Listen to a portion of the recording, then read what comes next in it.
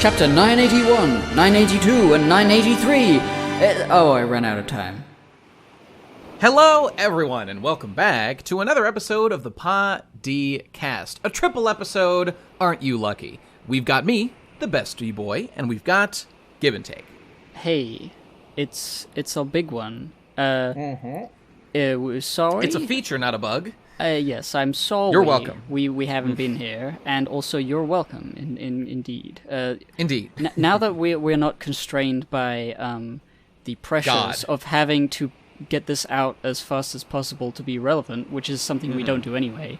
We can take our time to analyze it, and it'll be even more agonizingly than usual. Yes. Indeed, very true. So let's get into that first. Okay, so we got chapter 981, 982, and 983 just came out. And if you want just the latest one, we'll put a time code or something in the description if you just want the new one. Easy peasy. So first of all, congrats, Luffy, on being on the cover of Shonen Jump. Isn't that lucky for you back in 981? Shut up, idiot. All right, moving on. Color spread. Everyone's music man, DJ. Pretty cool. That is very cool. Wait, is that a real one? Yeah. I thought I saw like a speed drawing on Twitter of somebody making this. You know, this is a little unrelated. I mean, I'm pretty sure this one's. If it's not actually Oda, then it's very well done. Are you perhaps thinking instead, Gib, of the recent Return to Reverie chapters made famous by Artur and the gang? I'm talking about this image specifically. I saw like a speed drawing of somebody drawing it, sketching it. Maybe it was just Oda does it digitally now. I don't think he does. Maybe.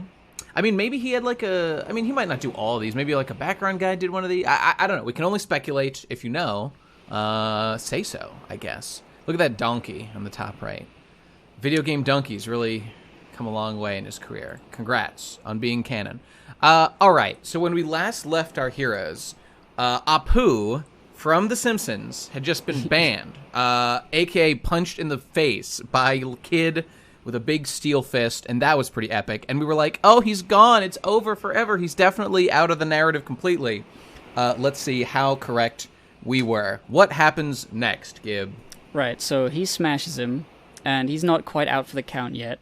Everyone's like, oh shit, that's Captain Kidd. Kidd has revealed himself. Lol, fail. And the queen is bug-eyed, like, oh my god, everyone's here. I thought the Udon This Udon is the prison. reveal.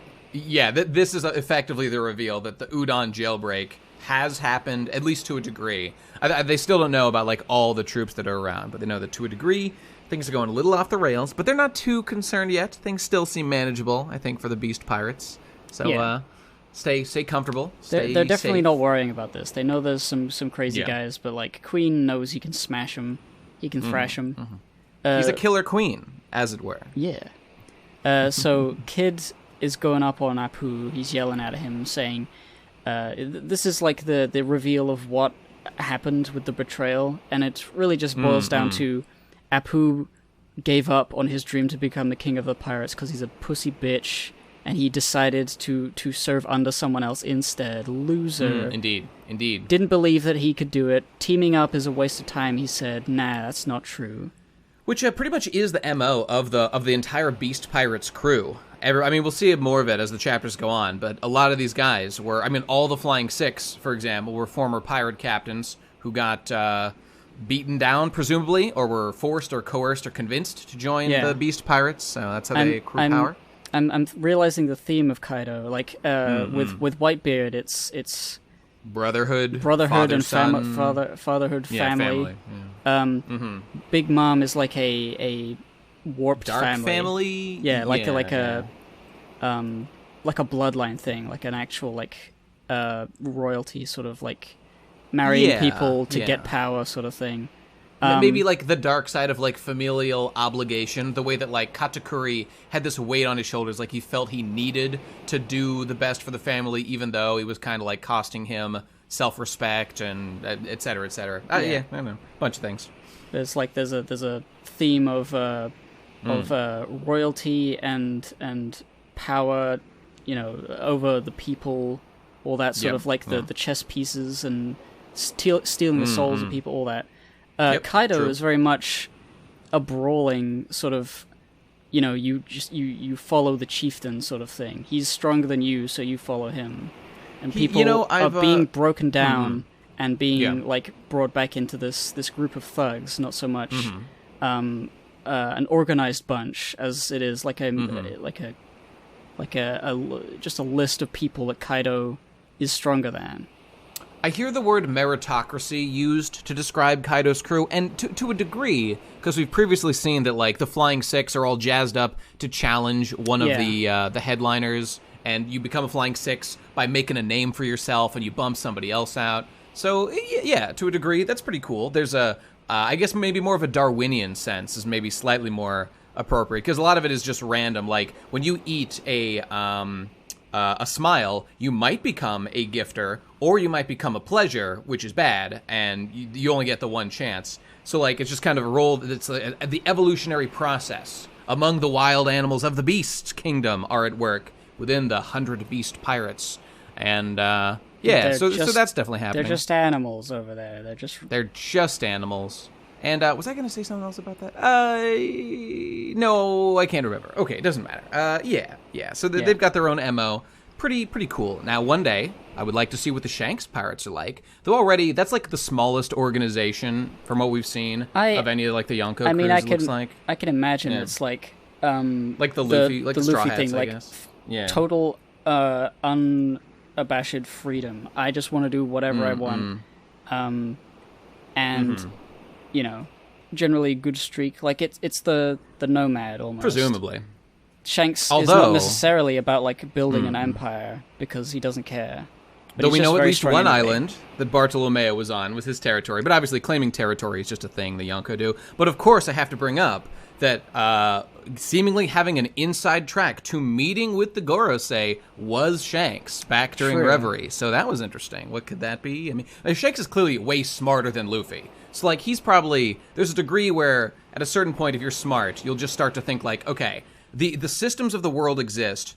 I should probably try to use the levers of power to my own advantage to some degree, as opposed to a Luffy who's just like, fuck it, I will destroy everything in my path and do whatever it takes to get the things I want.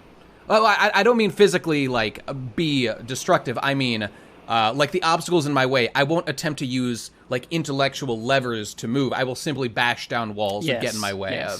That's all I mean.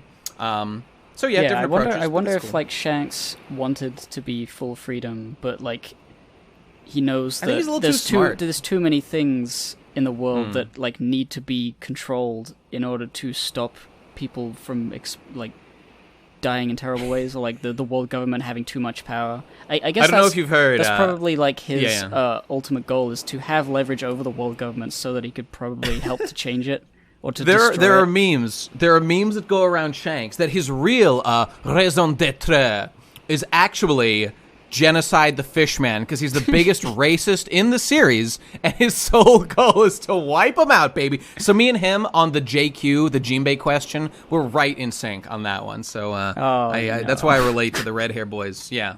Anyway, we'll see if that's confirmed. Now we know that his gold color of hockey, gold arm, epic meme, Dark Sanji lore, that's canon. That's confirmed based on this really cool fan art I saw. But beyond that, we can only speculate. I mean, it's really cool.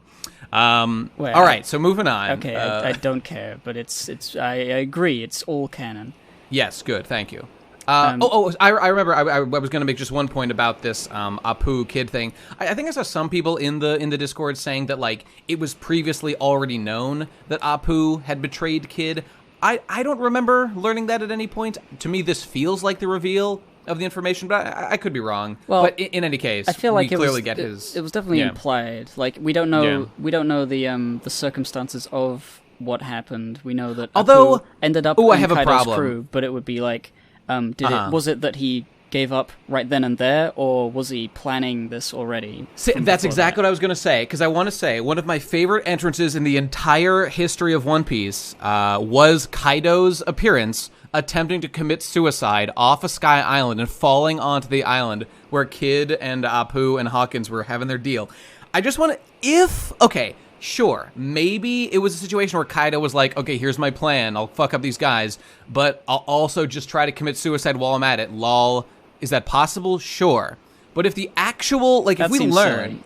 I agree, that seems silly. If actually, it looked like he was just committing suicide and was purely random, I like that. That was very funny and good. I don't care that it was a coincidence.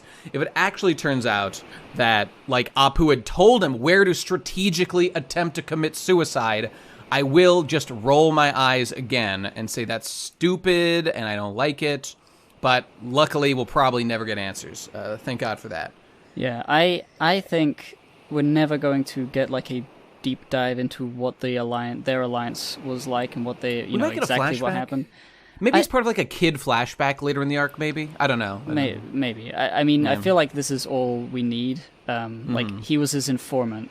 What that means could really just be like they were planning to take down Kaido, and there's no way that Apu couldn't have already been the informant when Kaido crashed into their secret base or whatever. He must have given them that information. Nothing like he can't have become their informant at the very moment where Kaido like beat up Kid and like took over the cruise or whatever. Because I mean, he would have had to inform before that, or else he would just be not an informant, but just like a traitor at the time, like Hawkins. I'd have to go back and check to see what Kaido says when he does that. I don't because I feel like he says something like, "Who the fuck are you? What are you looking at?" or something. Oh, he was just pretending, like he was playing into the role so that like Apu wouldn't be exposed, even though at the time it would make no difference. Okay, we would need to check the source before I shit on any writing too much to this degree. I hate writing that is have your cake and eat it too. I hate writing. Yeah, I hate writing that is. And Oda does this. It's the same thing at the end of Whole Cake Island where it looks like the Straw Hat ship blew up. And then and even if you just look at the panels, you can like see debris of ships. Okay, I guess you can read it in different ways. It wasn't 100% confirmed, but it like seems to imply things have gone a certain way. Like when Luffy got stabbed with Katakuri's spear, that looked like a giant wound. But then in further pages, it's like just like a big cut that doesn't even really slow him down that much. That doesn't make any sense. And I'm willing to give some leeway, but it's just every time something like that happens, it's annoying, and this would be worse if Kaido was not, in fact, committing suicide. Or I think people get my point at this point. They understand the point I'm trying to make. Yeah. All right. Anyway. Yeah. There's no confirmation that is what he informed them about. He could have just been like leaking information. Like they'd done plans and things like, oh, we're trying to raid this base, and it turns out that they weren't there or something, and then. But it still would be weird that coincidentally Kaido just happened to land on wherever they were. Knowing this, it can't have been a coincidence. That would be so crazy, considering that Apu was an informant at the time. I suppose as long as we don't get a flashback, I won't have to think about it. Yeah, that's fine. To a degree, that's how you're supposed to read One Piece. Okay, so as you said, Apu is very red-pilled about pirate alliances. No thanks, sir. Don't care for him. And then just a cha-cha-cha. Symbol head hurts Kid. Ouch. Gets sliced again. So he's getting fucked up. Oh, and I love this little 2-panel thing of Apu in the transit just going, "What's up, Kid?" And Kid's like, "You're garbage." Ooh, I really like them smirking at each other after fucking each other up. That's real cool. I like that a lot. Yeah, so Queen says, we don't have to take him alive anymore. Just kill him. Yep. So, yeah, all the pirates are rowdy. They're going to kill him. And then we get a big smash from one of the numbers, and we get a reveal. The numbers is just the guys. They're just real big guys. I don't know what I was expecting. I assume they have a power beyond this.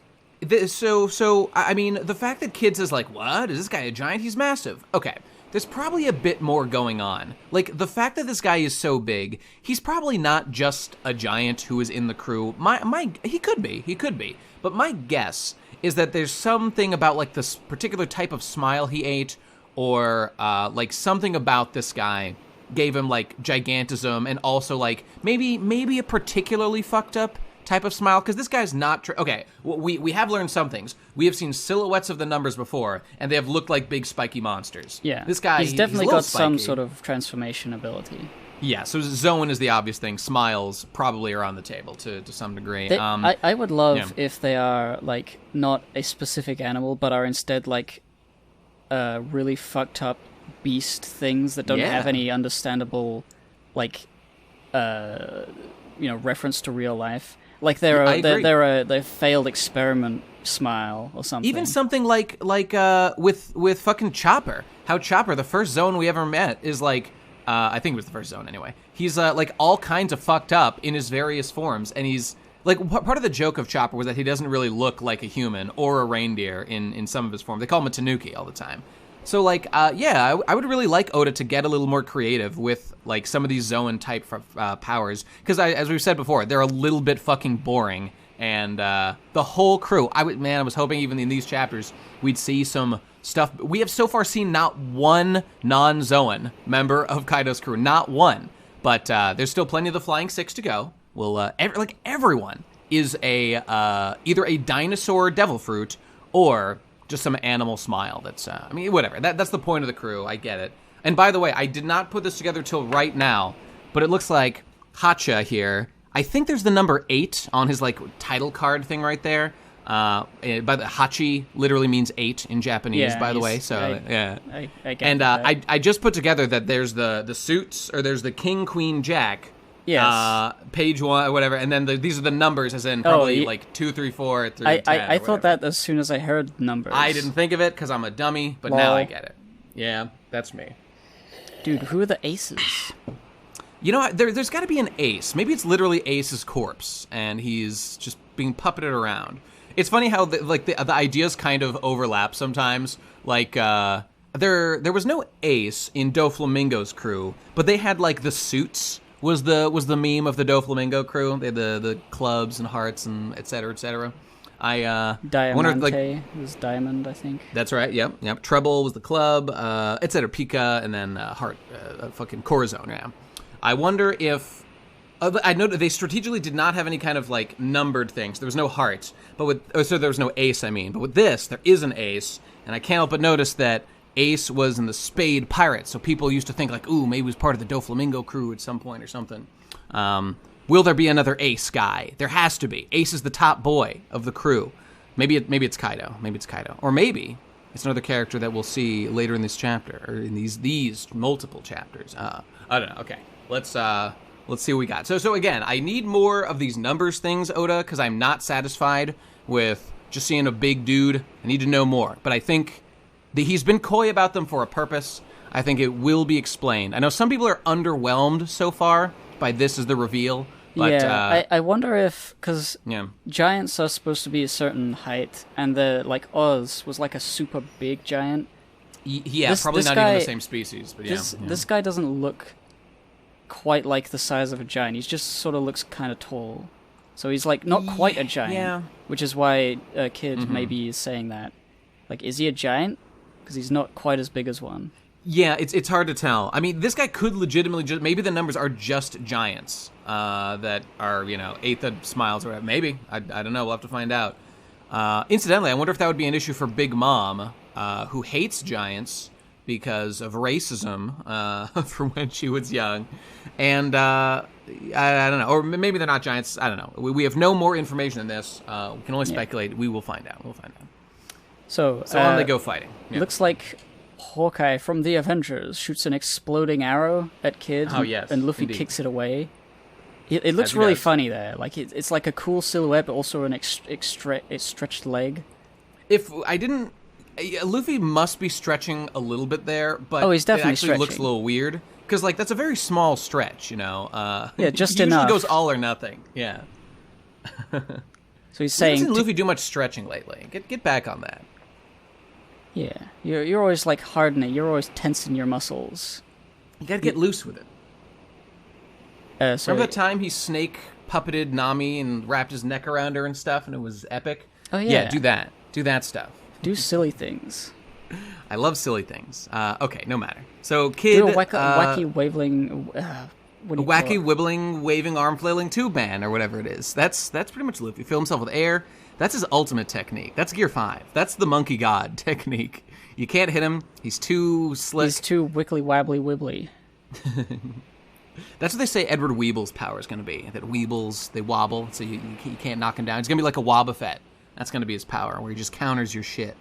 Nobody knows that, but we'll see. All right, anyway. So the gang's all back together. Yeah, he says, let's get to the keep And so they all decide that they can't fight here right now. We better get out of here. A lot of boys. Yeah. Apu shoots them with a blast, and then Killer tells them to close their ears, and we get an explanation as to how the power works, kind of. At last. If you can't hear, then it doesn't do anything.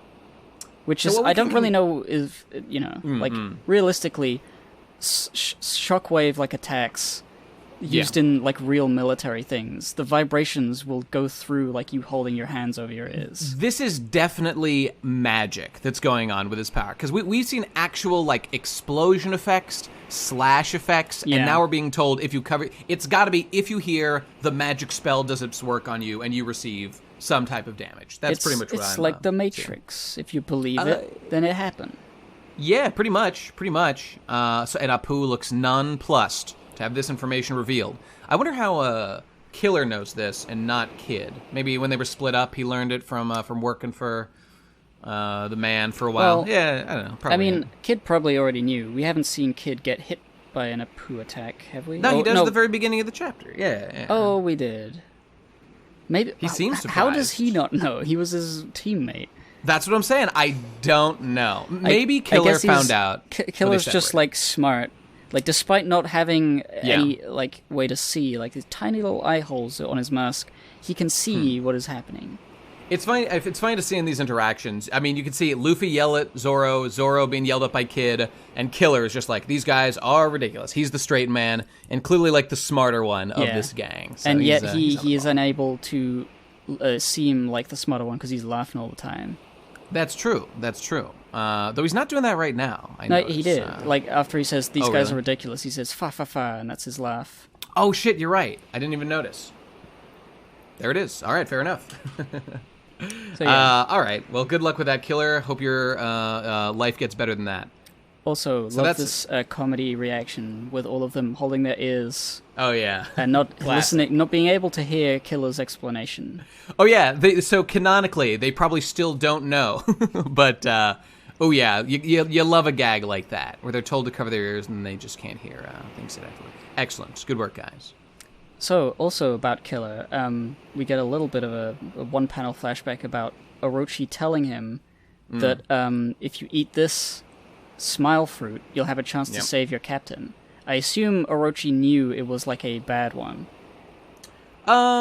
Maybe. Remember, Orochi did the thing where he gave the already eaten smile fruits that were just trash, that had not given powers.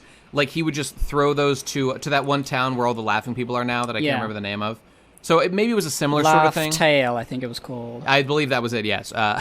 Yeah. So maybe it was that, or maybe he legitimate said, like, hey, here's a fresh one, roll the dice. It could have been either. I don't know. Yeah. Need a little more info, I guess. So I guess maybe if it had been a good one, then he'd be like, okay, you're cool now, join my crew and you'll save your captain. But he got a ship one, and his captain was not saved? Because that's what happened. Maybe. I don't know. I wonder if this is building to, like, at the end of the arc, maybe there will be, like, a quote-unquote cure for smiles developed or something. Oh, definitely. I'm thinking there's got to be something. But here's a question. Do you think that it will also, quote-unquote, cure any of the kind of, like, animal powers that the gifters have? Or would it just be the people with the negative side effect? Well, that gets a little more complicated. Is there a single character that would, that, like, is important that would lose their power? Like, I think it's all bit players. It's all bad. Yeah, all the ones we care about are, like, bad. Like Otoko and a Killer. I think, those are, like, the two main ones, I think. Yeah, so it definitely could happen. As a storytelling device. Yeah, for sure. So moving on, we've got one of the guys whose name I do not remember. One of the Flying Six, one of the former captain guys with his weird cat-looking crew.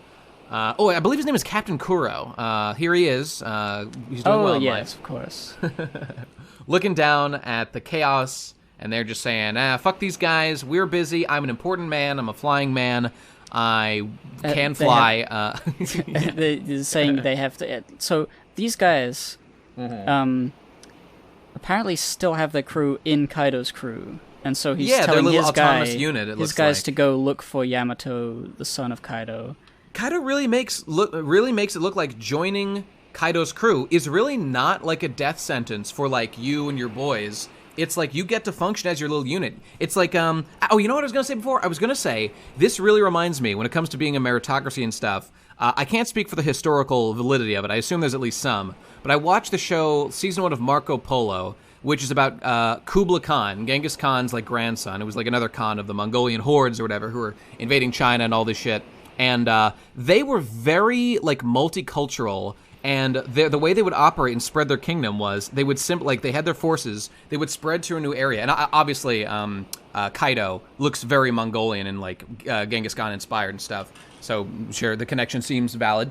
They would like conquer a neighboring area, or rather they would like raid it, not necessarily like kill everybody. The goal was to simply have overwhelming force and ask the leaders to not change their life, except that they had to like pay tribute to the current leader, and I think like blend their military might with like the Khans who were invading. So the idea was you allow autonomous control of the individual areas that you're conquering, but you just make them like swear fealty to the overall power structure, and then like everyone like you will support them with like the overwhelming might of the whole state or whatever, and they will lend their portion of power to the largest thing, and that's how the empire grows, by not like forcibly subjugating and conquering people, but by giving them like a real incentive to like, okay, first of all, we will kill you if you try to fight against us, so why not just take the easy road and just join your power with us, and we all benefit, and all it's going to cost you is like 10% of your yearly income or whatever,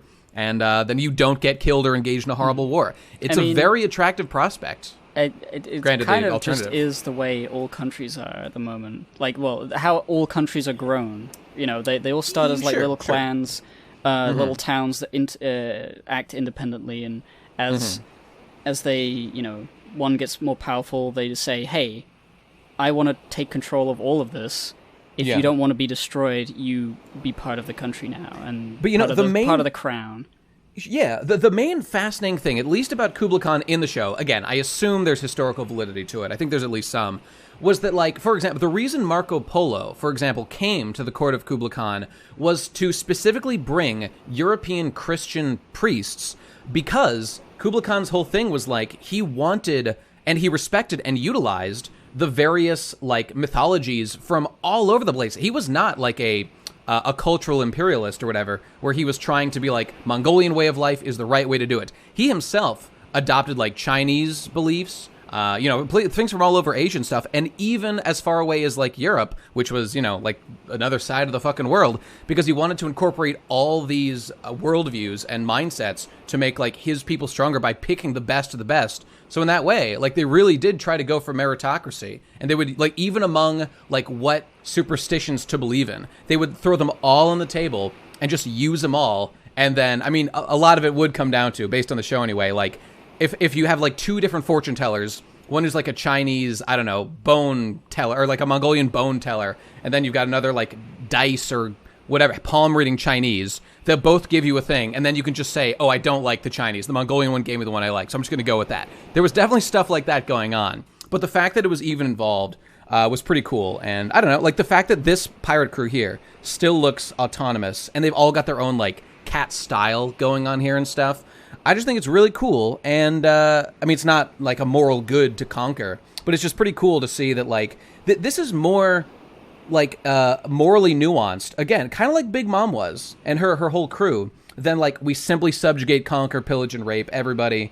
It's more like like the mob, I guess, and there is some honor among thieves, and there's honor a little bit within the units where they allow people to survive as long as they just swear fealty. So I don't know, I just think it's cool, and it's nice to see, again, like this is real. It feels like all the best writing of like part 2 of One Piece, basically post time skip, has been saved for like the crews of the Yonkos, and to a degree like Doflamingo's crew as well a bit. They've each got like their little philosophy a little bit. I mean, mostly just the individual members of Dofi's crew was pretty cool, and Dofi's backstory and all that stuff. But I don't know. Anyway, just going on and on about this stuff. I like Kaido, doing good stuff. Hope to see more interesting things. Yeah.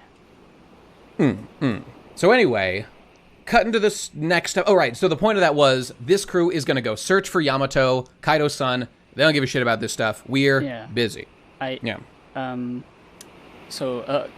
Kuro here, it says right. he's implying he wants to kill Queen. There's one thing I like about all of this. The whole scenario right now. We'll get more into it as the chapters go on, but like the sheer amount of allegiances and double-crossing planning and sort of there's no like one side versus the other situation going on here. It's all over the place. It's really, and you know what like, that also does? I can't imagine how difficult it would have been to like plan this out. Right. They get like a big cork board with the you need a board for all this stuff.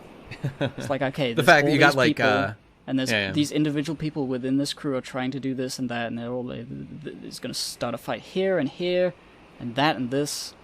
Oh, you know what I saw the other day? I'm sure people in the Discord have seen this. So somebody post a link to it in the chat in the comments if you could. There was like a post made by Oda recently, in like the back of some book or something that said like it was just like a silly question of like what's one thing that you cannot do without. And I don't know if it was specifically in regards to like the making of his own manga or if it was just in general. Maybe it was related to that contest, the like the manga contest going on right now. I'm not sure. The Tezuka Award or whatever. Yeah. But Oda said the one thing he couldn't do without was like the wiki data logs of all characters' attacks.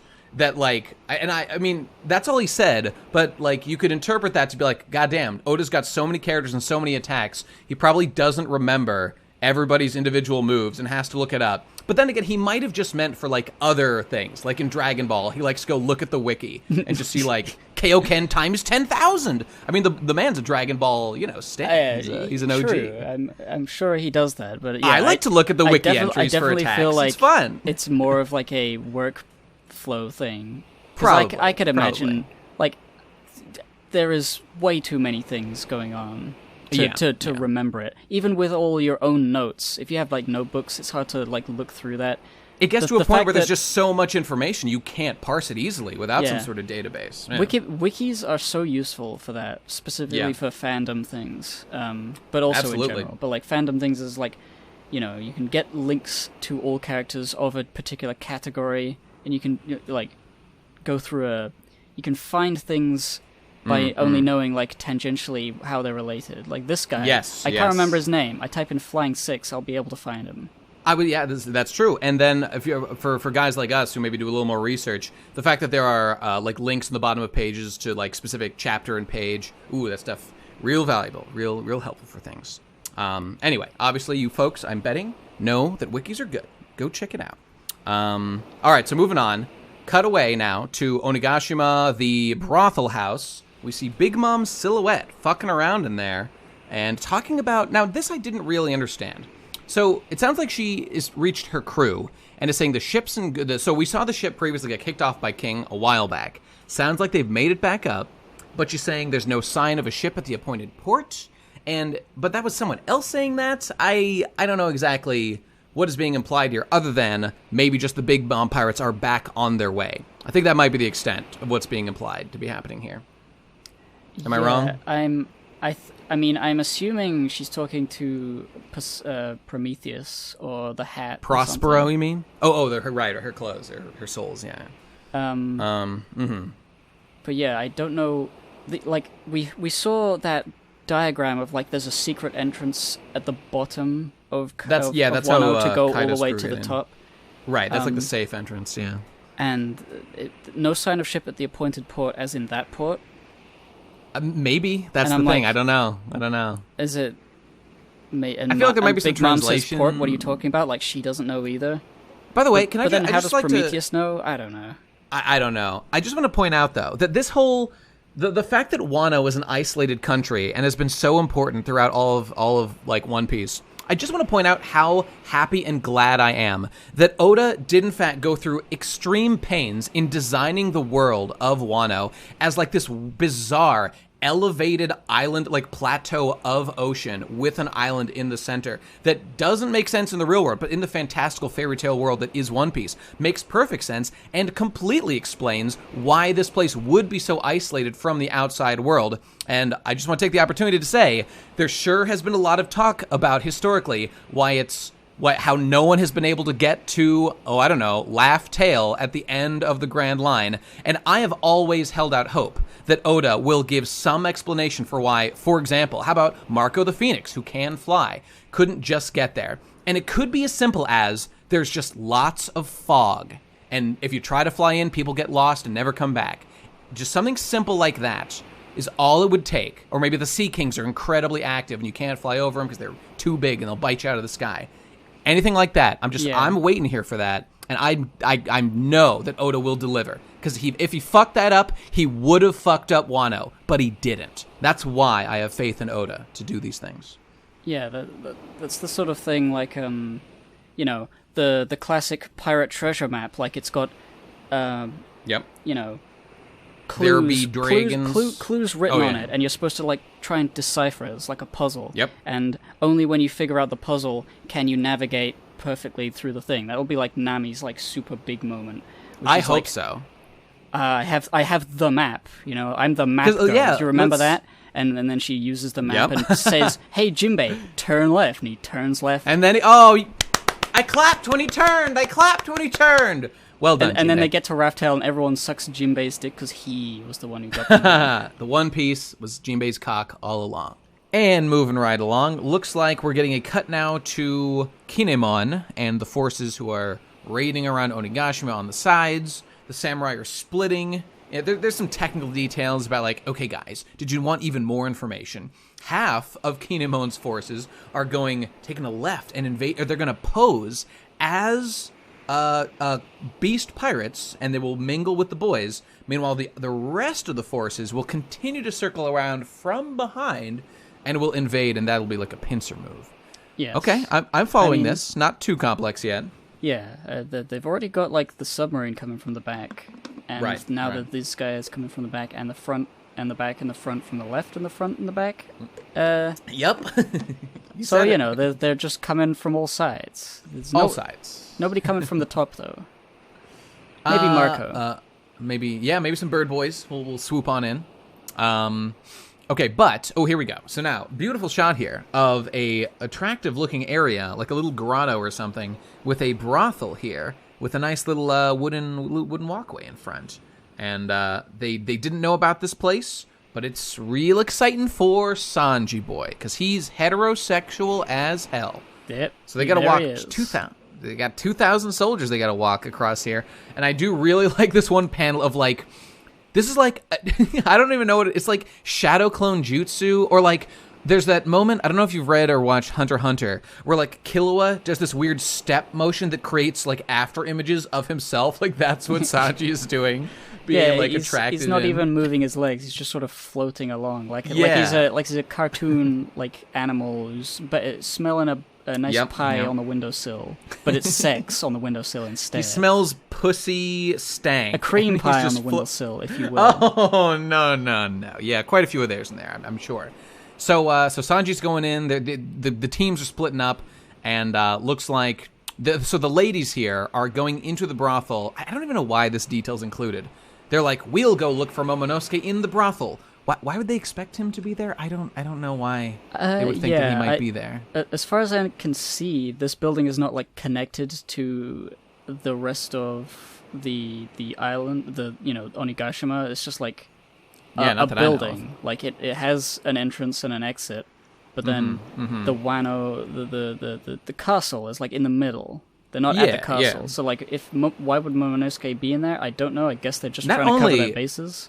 I guess so. Not only is there no reason to believe that he's there, we will shortly learn conclusively that he is not here and is in fact like with the Beast Pirate main forces. By the way, notice in that panel, Kinemon's beard suddenly turned white. Suddenly it's white. It's not black. It's not colored in. Let's consider the deep lore ramifications of this one panel where his beard is actually white or blonde. Could he be the true traitor all along? Is that what's being implied? That's got to be it. Yes. Joy Boy theories? No. Ring. Here's what it is. It is a sakura petal that is floating just in front of his beard, exactly in that way. Perfect. Now that is the kind of explanation I can buy wholeheartedly. So whatever. They're all splitting up. Sanji ran in there. They're worried about stuff. So the girls are going to go look in here for Momonosuke or whatever, and Kinemon and the gang will continue onwards. Yes, the brothel is empty because of the pandemonium caused by Luffy. I don't know why they would have Which was actually very recent. That was a fast evacuation of this brothel, I guess. How long exactly has Luffy and the gang been fighting? 10 minutes? Half an hour? An hour? I don't know. I'm not really sure. Maybe, but okay, that's what they say. Maybe it was full of like pirates, like the crew of Kaido, but those guys have been like, oh, there's a thing, alert, let's go, and then they all left. Yeah. Instead of an evacuation of the prostitutes. Maybe they're all in there, like hiding. I mean, we know at least one person is in there, as we will see shortly. So why didn't Sanji run into that individual? Don't know. They're pretty loud. I guess I'll just say Sanji's downcast face is sad. Is funny. I get a laugh. Epic. Yeah. Epic. And then well we done. get the funny Big Mom opens the window. Oh, yes. I love this whole detail as when Kinemon sees a door is opening, the entire 2,000 troops, all at the exact same moment, jump into the water and are completely undetected, which is just really funny comedic timing of, like, a whole force is underwater, like, at the exact same moment. Are they underwater? Yeah, see, they're on the walkway. They just all jump into the water at the exact same time, right? All right. I think. I didn't... Alright, I was thinking there would be some sort of a splash or like a sound effect, but I guess in order to sell the Big Mom didn't notice them, you only get the little dust clouds. Yeah, okay. I think we can presume it was just slightly before she fully opened the door. They were in the water or something. Yeah, the first time I read this, I thought it was like Chopper was the last guy. Everyone else was ahead of him. But he looks in the middle of the troops as far as I can tell, so... It's a little confusing. Yeah. In the anime, it might be a little clear. This is one of those things. It's the blocking slightly confusing with the amount of panels we have. But anyway, the joke is funny. Mom's face is hilarious, as is Chopper's. Thus, they have been made emotes in the podcast Discord. Emotes Go of enjoy them. like soon I will react, but not yet. Yeah. I mean, that's what Big Mom's face is like. Huh? Pretty much. Pretty much sums up the emotion. It's the sort of thing that would be followed by a very slow motion, like, what? That's true. I love the way it was done here. Okay, so back we are to our heroes. To Prospero.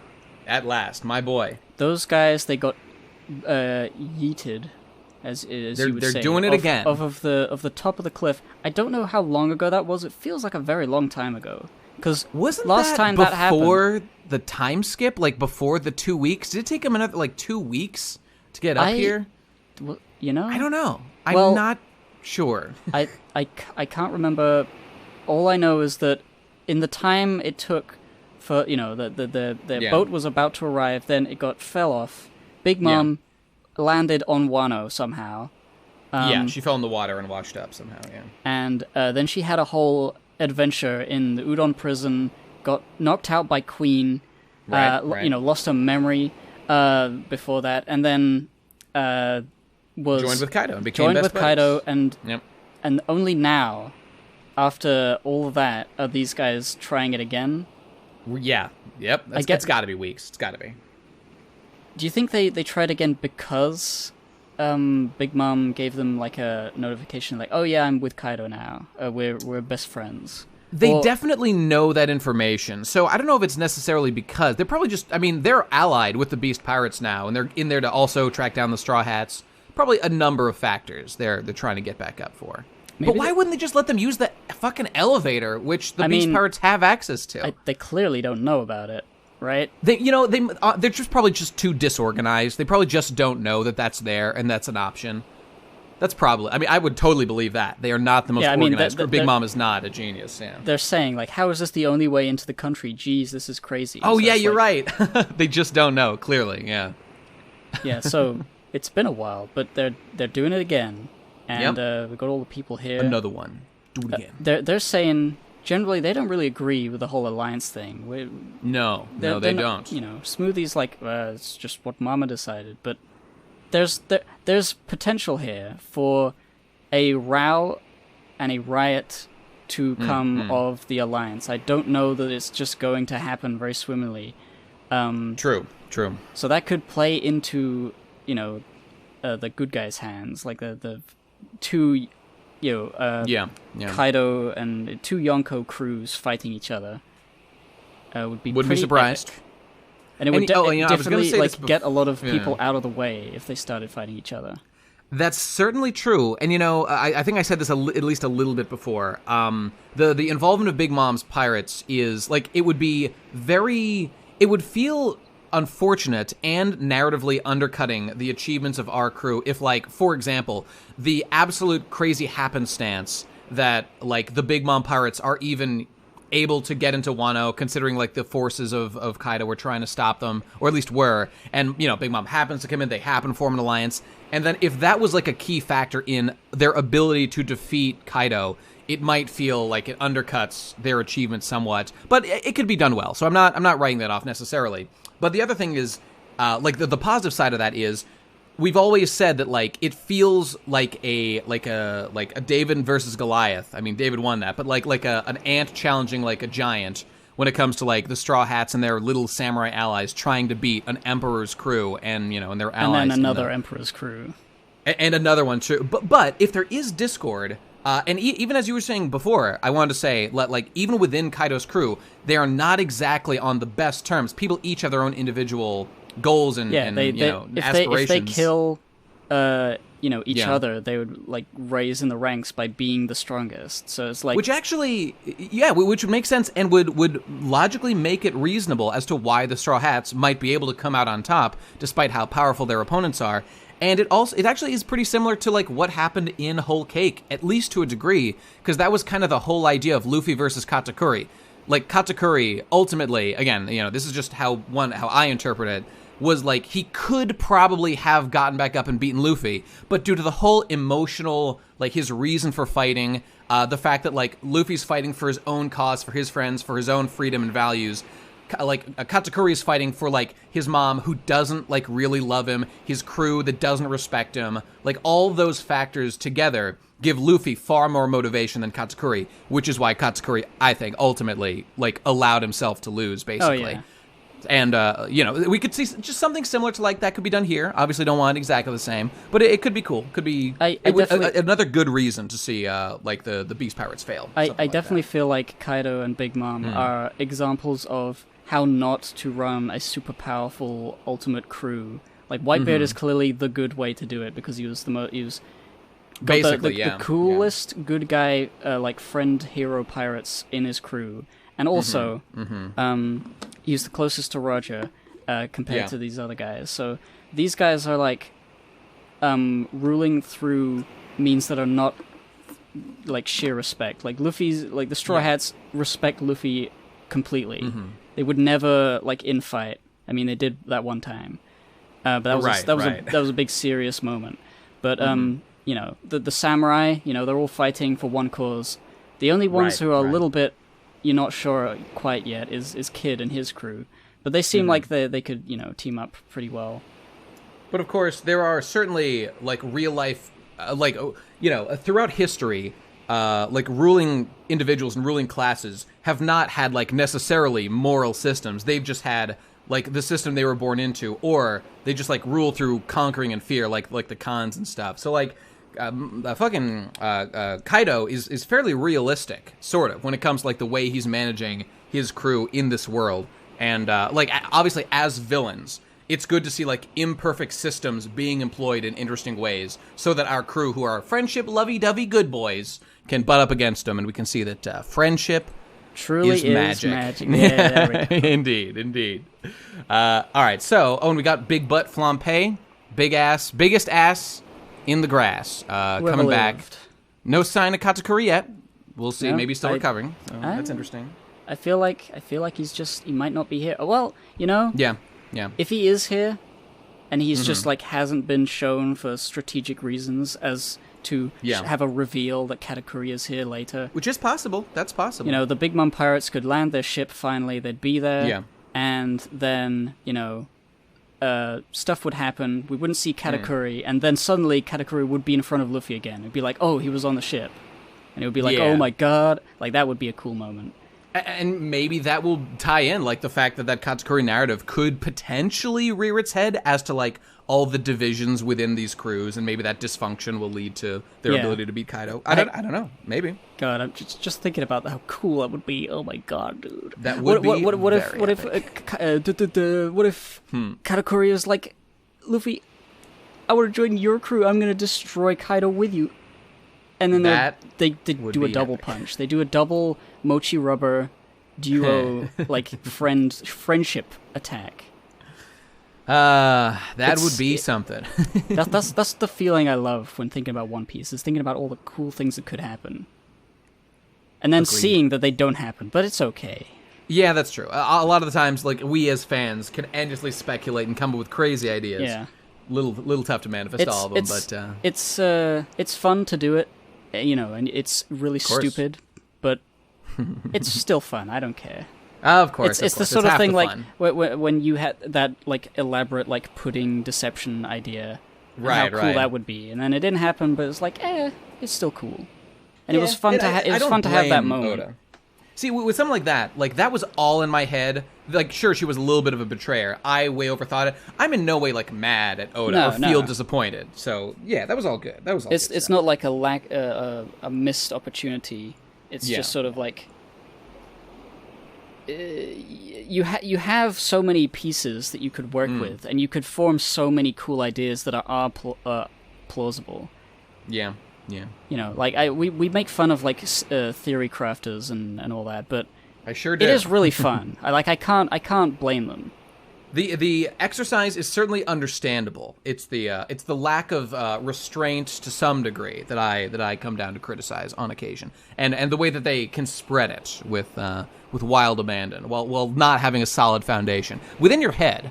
I mean, we all speculate all the time about in our head, and then you got to bring in the critical thinking of like, okay, but is this realistic? Is this? Yeah. And I the flampe, or not the flampe, but the pudding one is a great example of me getting carried away. That's not the sort of thing One Piece would really do, because it never had before. Would it start now? Unlikely. And then it didn't. So now, that educated me in what to expect from the series. So I would just like others to do that exercise as well on occasion. All right. In any case, so they're going up the thing, and then suddenly Marco's right, there. Right where Prospero says King. Oh man, we saw King last time. That was a big setup. Thank God that chapter of our life is over, and it's time for a new In Wano chapter. Feels good. What happened next? Marco did a Phoenix mark. He kicked them with his big bird leg. He sure did. And off they go. They falling right down again. Exactly happens again. Bro, I warned you about waterfalls. It keeps happening. I warned you about waterfalls, bro. Yeah, that's what's happening. I can't wait to be a stupid piece of shit and join all these crews. All right, so let's address it. We got the former First Division of the Whitebeard Pirates, Marco the Phoenix, who we saw before. Here he is, looking like a big boy with big wings and glasses, like a fucking nerd. He's here to help, it seems. Why does he look cool? Like, he doesn't, like, all of the things here should not be cool. His hairstyle is stupid. He's always been stupid. Yeah. He's got funny, tall eyebrows. But he's just really cool. I don't get it. How does Oda do it? I think when Marco was first introduced, he got almost zero screen time on that. There was like 1 or 2 panels he was in way back in early. It was during like the Jaya arc when we saw Shanks clash with Whitebeard that one time, and I think that was around Jaya anyway. And like Marco was there, and I think Oda just made up a couple of designs really fast and slapped them in the chapters. Because the people didn't know like the right color in the manga or in the anime version, like he would look totally wrong. And later on, he gets like way more of a fancy design during the war. So I think it's he had a couple little designs he put in, and I think he thought, okay, later on, I gotta now flesh out some of these Whitebeard characters for the war. Let's take some of those little designs I came up with and like give them like titles and ranks and status in the crew, and all that stuff was fleshed out. And he saw this guy and he was like, I mean, this guy is kind of weird and fucked up, but all right, we'll make him. And Shanks did ask Marco to join the crew the first time he saw him. So that was a mark of, okay, this guy probably is important. I will have him now be a cool guy. So he was stuck with the weird pineapple hair. He was stuck with the weird body shape.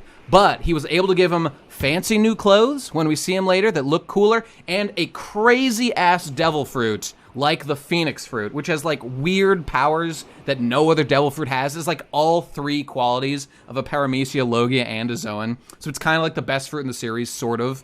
And then here he is just having a big talon. And, like, Marco's done things with a Zoan fruit I don't think we've seen anybody else do, except maybe some of the Smiles, that, like, he can individually change parts of his body to a certain part. Chopper can't do that. I think that's more of like an advanced Zoan thing. You know, why hasn't that been a thing? Marco's like the only one who does it, and I think it's just because he's just like trained better at it and is more specifically good at it. I don't know. It's an advanced technique. I mean, god damn it, Oda, we really need you to do more with Zoans this arc, because this is it, baby.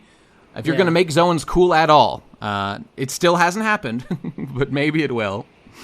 Anyway, he certainly is cool. He's got blue fire all over him. That's pretty based. Talons look sick. He does a big kick. I think he kicks the ship. I can't know. really tell. It's just an attack. It just does it. He pulls his feet together, so it's like a double bird kick. Does like a push kick, like a Gomu Gomu no spear or whatever. Yeah. Yeah. So all right. Probably a hockey blast. So the Big Mom pirates, they fall down, and then what's coming up? It's an what is that? An elephant? An elephant ship? I think it's an elephant. That's got an elephant on the front, and also, can you see? There's clearly like a sideways pineapple in the middle of that, and there's pineapple. Oh yeah, so it says that's a Marco thing. Oh, is this a Marco thing? Oh, see, I was going to say because Marco is a pineapple man. It's got to be his ship. Well, now I don't know. Like it was probably Nekomamushi's ship because it's got the. Why would elephant he head. have pine? Do you think the process here? I agree. When I saw the elephant head and thought must be a Zoe ship, but then I saw the pineapple and I'm like, must be a Marco ship. I'm confused now as to whose ship this is. Maybe it's okay, the but you know what? elephant There's more pineapple information. Pirates. Yeah, maybe. So there's Nekomamushi saying, "Oh, ship fell down on his way up," and also another mysterious figure. Ooh, who's this coming up? Do you know, Gib? Do you know who that is? I forget the name. The name is Izo. It's Izo. Clearly, the lady samurai. boy, friend, brother, sister, whatever of Okiku, another lady man type thing. We got in the flashback, in Odin's flashback, which seems a while ago. It sure does. She or he, I believe it's a he. I'm like pretty sure. I'm 90% sure that Izo goes by he, but I don't know. He had that relationship thing with Whitebeard. Gib, did I lose you? Huh? What? Gib. Oh, hello? Can you hear me? I can hear you. Okay, I got disconnected there for a second. Disconnect part, yeah. Yeah, he had that thing with Whitebeard that we saw. Whoa, was a First Division commander for like 20 years. That little thing. Well, yeah. it was notable because it was made a point that like this person stayed with Whitebeard instead of going back. And now which was weird. That wasn't really addressed much. I mean, I know Oda had in the narrative to end up with Izo staying as a Whitebeard commander, because obviously we know Izo was one. But, like, it was never really addressed. They just said, like, oh, Izo likes the Whitebeards better. Okay, but, like, your fucking lord is leaving to go join the Gold Rock, and you're just gonna stay? Don't you, like... I guess Izo really said, fuck it, man. I'm done being, like, a retainer. I'm gonna be a pirate now. It was a strange thing, because there was a few panels that, you know, hinted at something, but we didn't really get enough panels to understand why. There was so much of a connection between Whitebeard and Izo. The last comment, and I'm sure this was deliberately done, and maybe it's setting up for like another, like maybe a panel or two flashback of a little more fleshing out, because I think Izo will get a spotlight. I feel pretty confident about that. There's definitely a reveal coming. Maybe the last thing we saw was, the last thing we saw was Izo saying like, "I will never join your crew, Whitebeard." And then we're simply told that Izo wants to stay with the Whitebeards. Like, that feels like a big question mark, and I would just like a little more information just to bring that arc to a close. Would be real satisfying. So, that could be done in a nice way coming up. So, we'll see. Right. And that's it for this chapter. We're all done with 981. Let's move on to 982. It only took an entire hour? I know. Epic, bro, epic. Let's see if this one goes any faster. Chapter 982, Ruffian meets Ruffian, and we're back to our beloved cover arc of these two Chadley boys. Oh, wait, actually, Capone's being carried by Chiffon. Oh, No, or is Lola. that... Oh, that's Lola carrying Beige, and he's... And Mr. Gotti. Man. Gotti is... His And name's Gotti, damn it. Gotti is carrying Chiffon. Chiffon. Yeah. They're running from those Marines. Yeah, so the Marines are here. Oh, yeah. Oh, epic. You know what, Marge? We better get out of here, We gotta get out of here.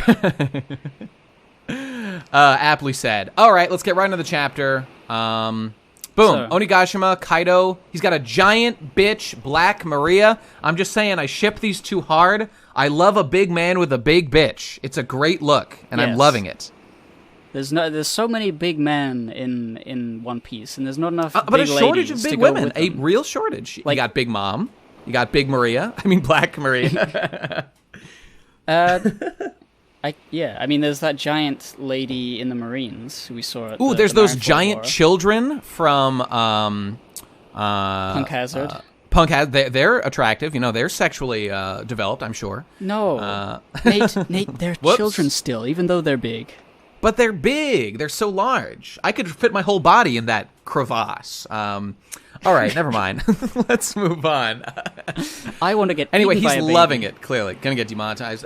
My boy Kaido is loving it, as am I. Everyone's having a good time. It's the best day of the year. Yeah. It's the, what do they call it? The Fire Festival. Everyone's having fun. And Yeah, so- Orochi is like, oh yeah, go on. Yeah, Take it away. Orochi is just sort of like, yeah, has a great time to be where there's no samurais coming after me. I love that there's no samurai coming after me right now and how dead they all are. Yeah. Absolutely loving that. It's very based. Yes, everyone's having fun. And so he explains Kanjuro is coming over, so that'll be pretty epic. Yep. And then Yep. here he is. He just suddenly appears. Oh wait. Oh, wait. There's one yeah. other important line here. Important line, yeah, yes. where, Kanjuro has been reporting to Orochi, and he says he's heard nothing about Laugh Tale. yes. So, yes. which means Odin did not give them any clues. Do you think this might be setting up for Odin having given clues to one or two of them and not Kanjuro because he suspected something? That certainly would be a reasonable way to go. Yeah, I mean, we can't really know, but, like, obviously, the fact that the Kozukis made the poneglyphs, Tokis from the Void Century, blah, blah, blah, all that shit, there's gotta be some information about the deep lore, Void Century stuff. And I think that this is, like, a little reminder. It's very good to see Kaido, who, let's not forget, is trying to become Pirate King. And they need information on Laugh Tale in order to find One Piece and, do all that stuff. So it's nice to see Kaido have his eye on the prize, just even for a little line here like this. And Odin had all that connection, helped Roger find the shit, and to ask that, like, do the retainers, the ones working for me, have any of this information? No? Okay, good. But I checked. So, like, I don't really know if, like Kinemon is gonna have, he seems to be, like, the main one. Would he have been given any information? Maybe, maybe not. Doesn't really matter. I would think that this probably means that none of the Red Scabbards or the retainers or whatever will have it. What if it was Izu who has the knowledge? Izo? I mean, Izo was with Whitebeard, but Whitebeard never got to Raftel. Then again, Whitebeard didn't seem to want to, because Roger offered to give him the secret of, like, what One Piece is, and Whitebeard specifically told him before he died, like, I don't care. I'm just... Oh yeah, there's no way Izu would know because he didn't go. It's Izog. Izo with an O. I'm sorry, I'm Japan afraid, phobic. Indeed. So whatever. Good line. Glad to see it there. Totally relevant to the overall goal, but we just don't know. We definitely will get some serious information, presumably after all the fighting's done, and we get the big end of arc Coom as all the pieces fall into place, probably, or maybe it'll be during the climax. We'll get a big reveal. Who knows? Oda likes to do that stuff too. Yeah. Yeah. I don't know. But it also I appreciate that Kaido does reference here that, like, he's just learning that it was Kanjuro who even was the spy, and Kaido did attempt to kill him many times in the past. So pretty cool. Pretty cool that that's referenced, as Kaido's like, sorry, I thought I actually killed him. I think he's referencing when he did his big dragon blast, at all the gathered guys in the remains. I assume that's what he's. I think he was there. I don't remember, but no matter. Anyway, here he is. He's got Momonosuke. Well done. Good job, Kanjuro. Yeah. So Kanjuro's there, doing a big slice, looking very powerful. He's definitely going to have some sort of a battle. I would think so. And there's Momonosuke's beaten to shit. I think the last time we saw, fucked up. I think the last time we saw Momonosuke was he was eyeing that knife. He's like, maybe I could kill Kanjuro and get away. No, clearly didn't work. Whatever he did. You know, it is referenced though. I appreciate that. Somewhere around here, it said that like the boy tried to cut his ropes and escape. So they've referenced that he tried. So he's beat up because he wasn't a coward. Momonosuke tried to actively save himself. Yep. So I can respect that. You know, for what it is. But and he paid the price. Also, Kanjuro is so big relative to Momonosuke in this one panel. This is a totally inconsistent size. Yes. Kanjuro's like twice as big as he was last time we saw him, or Momonosuke is twice as small. No, he just drew his outline bigger. Yeah, I mean, he just drew Photoshop. Himself with his brush. Oh, he's actually like inside piloting this ink man like a mech, and I mean, that's possible. Maybe we'll see he's got like an ink suit that he's being protected by. If so, that would be genius. We'll see if he delivers on that. Anyway, good job, Kanjuro. You're real good at betraying people and hurting your friends and allies. Impressive work, bro. Impressive work. Yeah, so Kaido recognizes Momonosuke. He's like, it's that boy I nearly threw off the building. But he's just a brat. He's just a little kid, whatever. Because of time travel, he hasn't grown at all. Yeah, and Kaido is disappointed. Clearly, I think because he kind of would have liked like a successor to Odin to be like a strong fight against. He respected Odin. Yeah. It'd be like, his son's just a boy still. Whatever. Lame. Yep. That sucks. Absolutely lame. Hey, here's a crazy idea that I don't think will happen, but here's just a crazy idea. Maybe there will be some sort of after effect of the Toki Toki no Mi, where, because 20 years have passed, in an instant, Momonosuke will age 20 years and wield the samurai sword and do something really cool. That's a crazy theory that wouldn't make any sense, but maybe it'll happen anyway. That'd be kind of cool. You know, it has no basis whatsoever, but it could happen. We don't know how that fruit works. That's true. And then there's all kinds of weird stuff. And then all of the other people who went forward in time would age rapidly and then immediately become too weak and lose all their battles. Maybe. But then again, look at, Ashura Doji aged 20 years in real time. He's as strong as ever, it looks like. And it's a little sad to me that Kinemon hasn't aged, but his wife aged 20 years. And now she's an old Japanese hag. And maybe it'd be nicer for them to be closer in age. I don't know, whatever. The implications of this are actually too scary to think about significantly, so I'll just stop doing so now. So that's it. What if she can't have a baby anymore? What if you can't have a boy? What if you can't have a girl? Jesus, that's depressing. That can't would have be a family? That's God the worst. Damn. See, this is why I don't want to think about this. Luckily, as I always say, One Piece humans do live longer than normal humans, so maybe she's still of breeding age. Who knows? We'll see. Ooh, but those autism rates sure spike in your 30s and 40s. Autistic child confirmed for Kinemon and Otsuru, right, just like the Marine lady. Okay, anyway. So I think now we get a report. Yes. Yeah, okay, so it's clearly now they've been told that... Kanjuro explains that the plan to stop the samurai was a failure. I don't think Kanjuro... It doesn't seem like he explains everything, because these guys... Yeah, this is weird. Kanjuro has way more information that appears to be implied by this conversation. To go through the story beats... Yeah, go on. The Kanjuro left before... So he doesn't know how they fared against the pirate ships or the guards at the front.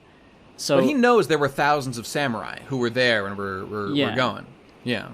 So, he says that what's happened. Orochi obviously freaks out. But then Marge Simpson comes in with her big brain, and he says, he gives the report that 3 ships that they sent out to destroy the samurai have yet to return, so that obviously means something. 4 pirates have been sighted near the stage.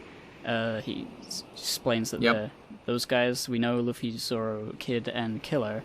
Yep. And so he posits that maybe the crews are on this island as well. But we haven't seen any samurai, so don't worry about it. And it's he is this guy who is in charge of security, basically, is so like reticent to raise the alarm about. He's like, no, it's fine. Like, sure, like literally Luffy, who just fucked up Big Mom's crew and is like could call him one of the 5 emperors. His like Zoro is there too. So as 2 of the crew, Kid and the other guy who we know have broken out of jail to be here. They're here too. But just don't worry. It's not that big a deal. It's fine. Like you'd think, like only Orochi is even slightly concerned about this right now. And he is like quaking and shaking and shitting himself. And I feel like they're tying into the whole like, oh, Orochi is like unreasonably scared compared to other people. Orochi's reaction is totally reasonable. Yeah. And everyone else is so like unreasonably calm about what's going on. They're being attacked at this very moment. And it's just that Kinemon, like sure, Kinemon doesn't know if the pirates got here yet, but he was there. Like as they were destroying the ships. Kanjuro.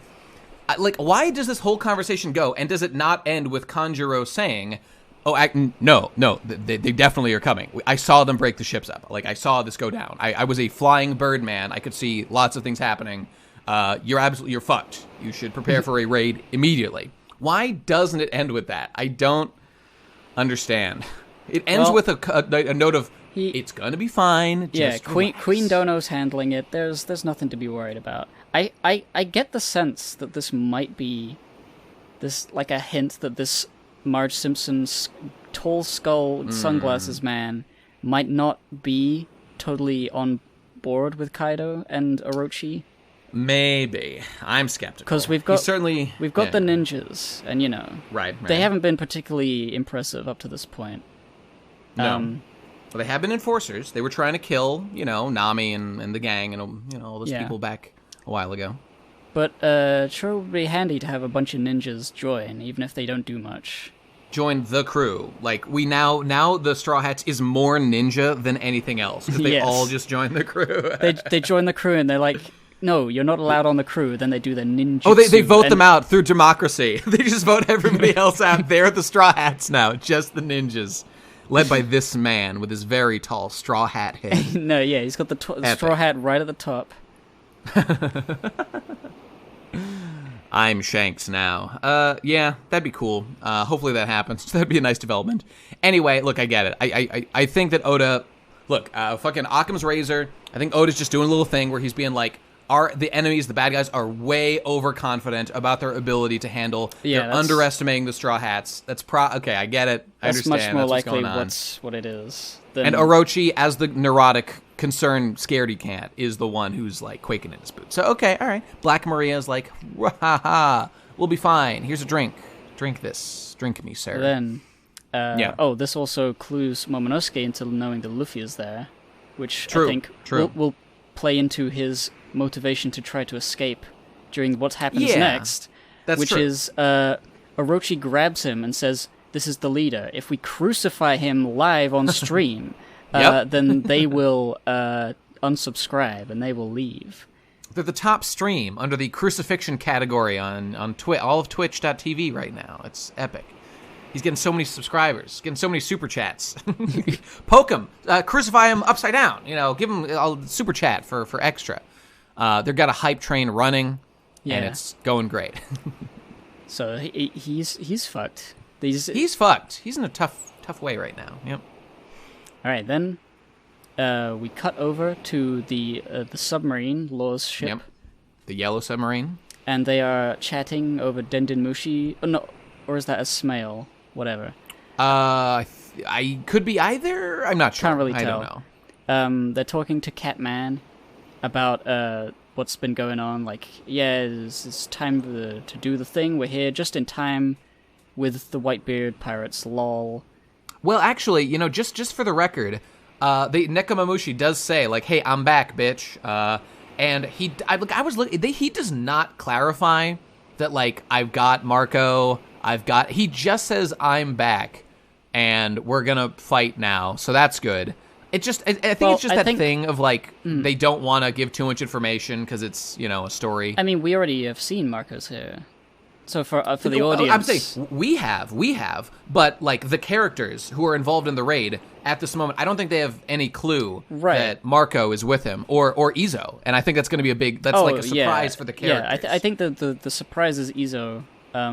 Probably. I feel like the whole point of Nekomamushi leaving, though, was to get the Whitebeard pirates and return with, help. Or maybe it wasn't specified the Whitebeard pirates. Maybe it was just getting help. But they knew the Whitebeard pirates. I feel like they would have known that's what his mission was. And now that he's returning, they could infer that Marco's there. I am just suspecting that what's actually going on here, like in a metatextual way, is that Oda wants to save the reaction of these characters to the fact that the Whitebeard pirates are here, because it is not stated here in this conversation, so that there can be a moment where Marco and Izo are both revealed at the same time to these guys. And like the fact that they say, like, hold on, wait, don't hang up, Nekomamushi, please give us more information. But he does not. He simply hangs up and leaves instead of clarifying. Even though, like, logistically, you want to know what troops are available. This is kind of an important thing going on right now. But they just do not do that. I don't know. I think it's another one of these little things they do. The characters, they're too crazy. They don't organize their plans. They'll just show up when they show up. And won't that be convenient? Fucking Kiku is right here. I bet she would like to know that her brother, sister is here, but no, they just don't share that information. There, I think, would be a reaction, but I think they're saving that for a little later when they're all in the battle together. This is my hypothesis. We will see how it goes. Right. So, Law gives a very brief explanation of ocean currents. Doesn't matter. We're just going under it. They win. I guess this does mean, though, that Big Mum and the Whitebeard ships cannot come around the back, so they will be coming through the front. Presumably, yeah. Although Marco can fly, maybe he'll just fly over, carry Izo. I don't know, but I mean Nekomamushi. Obviously, we need to dock some way. Yeah, we'll see. So they're just sort of talking about stuff, and then we go to the ship, where I think Marco is, or someone. Someone is saying that they're calling it Onigashima now, so I guess it was definitely a place in Wano before Kaido came there and named it. I'm guessing that's Nekomamushi, who was a retainer here for many years. They're probably, it was probably renamed by Kaido after Kaido took over and, booted Oden and the gang. Well, Nekomamushi has lived here through the 20 years, so he probably would know, right? Well, no, that's not true. Well, no, because Nekomamushi definitely left after Kaido took over, which was 20 years ago, right? Right. So I think it would more likely be Marco, because Marco and the Whitebeard pirates have been to Wano, and it was obviously called something very different back then. Okay, you know what? You might be right, and it makes no difference who's making this particular observation. So, okay, could be fair enough. Sarah, in the dub or in the audio version of the anime, one of us will be vindicated. That's correct, and we can celebrate then. But I'm just pointing out for the ship lore here. This is a ship with an elephant head. I can't read that kanji. I think it means. I'm not going to pretend I know what that kanji says on the ship. I definitely think it's a Zou ship because it's got. But this is a pineapple though, and Marco's the pineapple man. What's going on with that? He's not literally a pineapple man. He is though. He's so associated with pineapples specifically. This can't be a coincidence. Does he eat pineapple? Can't be. He doesn't eat it, but Luffy, when thinking back to Marco, thought of him as the pineapple guy because of his hairstyle. I mean, that doesn't mean he would make a ship that looks like his own head. Okay, some of this becomes meta, like Marco might hate pineapples, but nonetheless, Oda might put pineapples on his ship, damn it. Alright, the thing I'm thinking is that Zou is a big elephant, and also there's a lot of tropical forest, tropical jungle stuff on the top, including palm trees and things like, it could be pineapple stuff there. Yeah. So I'm thinking this is definitely and also Nekomamushi is with his guardians, so his crew. So I feel like this seems like a mink ship, sure. This is his ship, and Marco just is along for the ride. All right, Gib, are you telling me you think Oda sat down to design a ship for this incident that we have not seen before, and that the fact that Marco was on it during its reveal bears no connection to the fact that it has a pineapple on it? You think that has no connection? I don't think it has no connection in a meta sense. I think it has no That's connection what I'm saying. in It's a meta. real sense. In a real sense, I agree. It wouldn't even make sense for that to be, but lots of One Piece is fairy tale, silliness. This is my contention, that there's fairy tale silliness going on, and Oda designed the ship to represent both these factions, even though it really should just be like a Zou thing. But yeah, I mean, like, you have to analyze in the actual canonicity, who was the shipwright? Did Tom the Builder design this? At what time? Was there a subcontractor who built the pineapple? Did Marco insist on adding a pineapple addition to the ship before he would go along with the minks? I don't know. Any of this could be true. Well, no, he says they showed up at the same time. I don't know what ship Marco Wait a was minute. on. That's what I was gonna say. Where's his ship? God damn it! If they're on, did they combine ships into one ship so it became a pineapple? Marco can fly. No. He just flew. But what about Izo? Where did Izo come from? Maybe who we know is here somewhere. Izo was. Well, that's the thing. Nekomamushi was going to round up the Whitebeard pirates because they're scattered. Yes. Whitebeard's dead. Yes. So he probably Correct. went to get a bunch of them, and Izo was one. And so They thought to themselves, all right, guys, Marco's going to be a tough sell. We're going to have to put a big pineapple on the ship in order to get him to agree to come along with us. It's our ace in the hole, baby. So they spent. That's why they're so late. They spent a week like crafting a giant that's pineapple. what it was. And it didn't even matter. Marco was just flying there, and he saw them. It was like, yeah, I was coming anyway. Please explain to me, Gib, because I don't understand, and maybe I'm forgetting something, this note thing that's going on here about, like, okay, you made the right choice, thanks for showing up, we showed up at the same time, cool, so they did not come here together.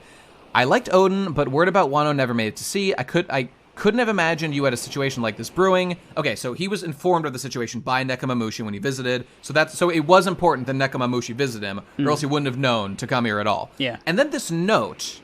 He had given Nekomamushi this note saying, "Sorry if I'm late, but I will be there." Have we seen this before? He had not given it. He was okay. Wait, let me. I guess there was. He says, "I guess there was no point in giving you that message for Straw Hat." He must have given him. Oh that yeah. When he was, he gave him a note to give like, he wrote them a note like, okay, I'll come to Wano, Nekomamushi. Give this to Luffy. I might be a bit late. Yeah. So I can't make any promises about when I'll get there. It might be too late, but yeah. So I think this is Oda just like he set that up so that it could happen. Do you remember this note? Was this a thing before? Because I have no memory of this note. I don't think I've seen it. I think during their interaction, he may have said something about like I might be a bit late. This just feels like weird writing is going on here. Like Oda changed his mind about how something was going to go, so he's got to address the note thing. It's one of two things. Either the note was set up, and this is his way to say to close the loops. Like it doesn't actually matter, so just throw it in the water. Or he's throwing it in the water now so that somebody can pick it up and read it. But I don't know what they would gather from it if they did. And finding it in the ocean, I mean, that would be hard to believe. But I mean, maybe. Like Prospero. Is the fucking Big Mom pirates. Yeah, all the Big Mom boys. They already seen him, so like seeing a note with Marco written on it is not gonna change anything. It doesn't tell anybody anything unless I guess some of the Beast Pirates find it. I don't know. I think it's probably this was established. It had to be dealt with. It's a little bit of an awkward thing because now it's not really important at all. But I don't know. We'll see. Anyway, as we always knew would happen, Marco, some Whitebeard boys are here. There could be more. It could be more than just Marco and Izo. Maybe we'll see like all the division commanders from back in the day will show up to help fight. Oh, that'd be pretty cool. Big sword man with rose petals. What was his name? Vista, the two-sword guy. Yeah. That guy was sick. Yeah, I like that guy. Maybe, whatever. The diamond jaws. Oh, yes, of course. There was, some guys with guns. Oh, remember that little, Victorian-looking wide-head kid with, the brown hair and, the green tunic? Looked like a medieval swordsman guy. Well, we don't know. They just made up a bunch during the war, and we didn't really get to see too much of them. Do you remember the name and all those guys, of the guy with the big sword who stabbed Whitebeard in the heart? Oh, that was he had a weird name like Whirlpool Spider Squardo, and that guy was not an official Whitebeard pirate. He was like an allied outside troop guy who, still thought of him as like a father, and they had a whole thing. Any of those guys could theoretically show up during this incident because they've been recruiting Whitebeard boys to help with this. So I don't know. I guess we'll just have to wait and see. So right now we know Marco, Izo. Anybody else? I don't know. We'll find out. Okay, smash cut to our boy Denjiro, a.k.a. Kyoshiro, talking to one of the Flying Six. Yes. This guy, Sasaki. This is very, very, what's the word? Like... Epic? Happenstance, like it is a good, lucky thing that this happened this way. Because obviously Kyoshiro has been undercover this whole time, and he just so happens to be the guy who went left into this giant gate that nobody knew was going to be there. Indeed. So he just so happens to be the perfect man to get through this gate with all of his guys in disguise. Like, he talks to Sasaki, somebody he knows. Dare I say, it's a bit convenient. It worked out this way. But, hey, that's all right. I have a feeling this ain't the last of Sasaki, who's been captured, at least temporarily. He is one of the Flying Six. I think we're going to get a little more of this boy. So I think long term, we'll have some stuff worked out. By the way, and he says, Sasaki's like, no, you betrayed me. What the fuck? Kyoshiro. And, I also says, like, hey, man, what happened to the pompadour? That thing was based. I miss it. Please bring it back. Ponytails are gay. And anyway, so Kyoshiro, or fucking Denjiro, does the big epic, takes off his shirt. And first of all, look at the size of those neck and deltoids. God damn, this man is juicing. But beyond that, all the while he was undercover, he had this giant back tattoo of the fucking Kozuki clan. Nobody saw it for decades. I mean, sure, that's possible, but goddamn, son. It'd be that like, was a risk. He's, hey, we're gonna go to the beach. Kyoshiro, you want to come? It's like, no, thanks. I hate the beach. And secretly, he's crying at home because he loves the beach, but he can't let them see. Indeed. He should have gotten corrective tattoo work done. Well, maybe he just had too much pride.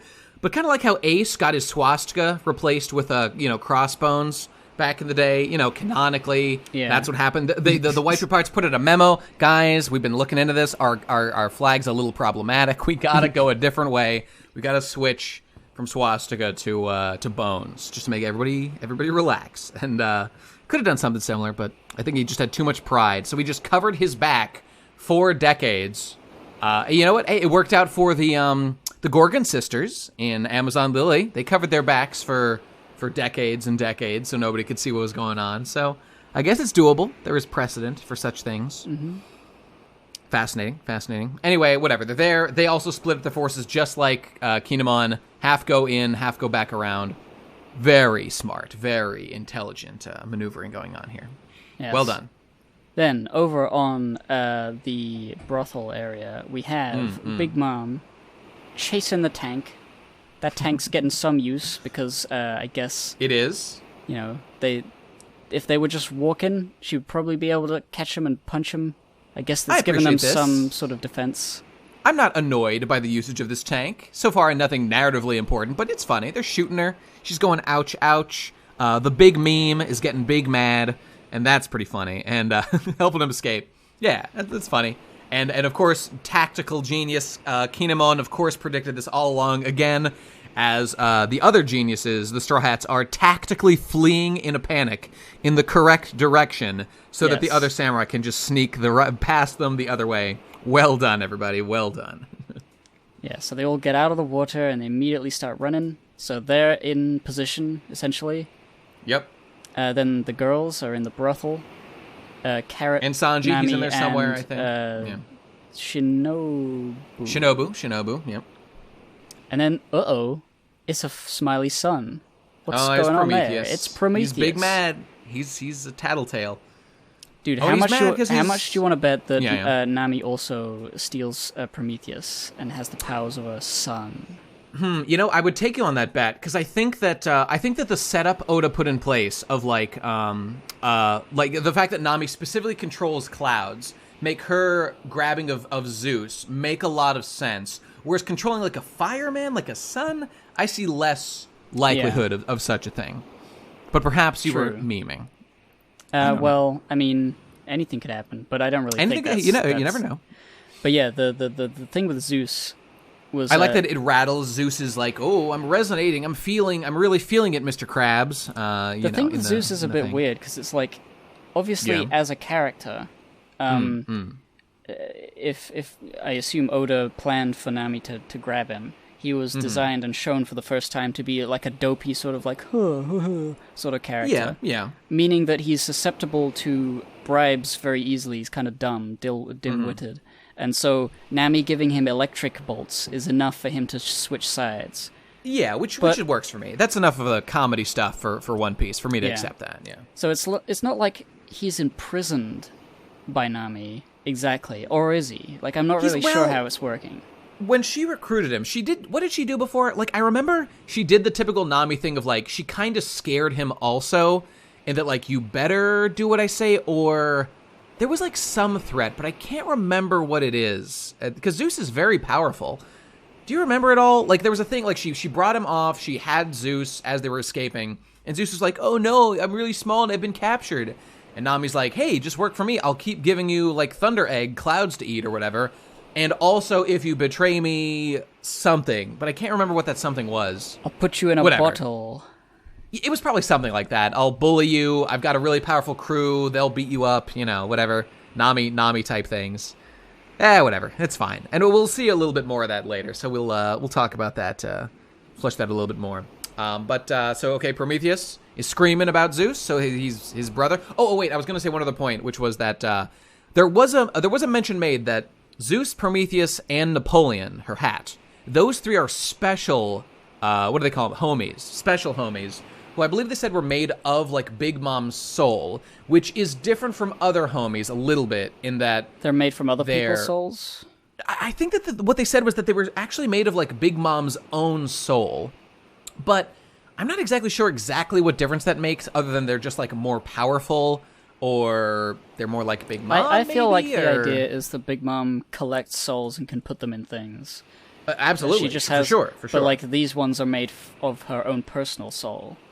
But what does that matter? What's the significance of that? Well, the significance is that they have like free will? They are part of her, and so more closely connected to her, and whatever that means. It's not like that most homies. Like, I mean, for example, we saw King Baum the tree. He was like actively defying Big Mom. So it's not like only some of them have free will. Seems like all of them have free will, basically.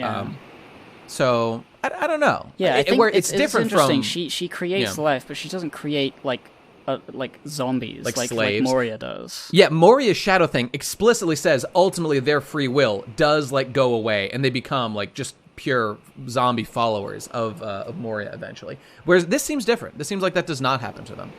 I feel like if in the hands of a benevolent person, this could be a cool, like, good devil fruit to create life. Oh, yeah.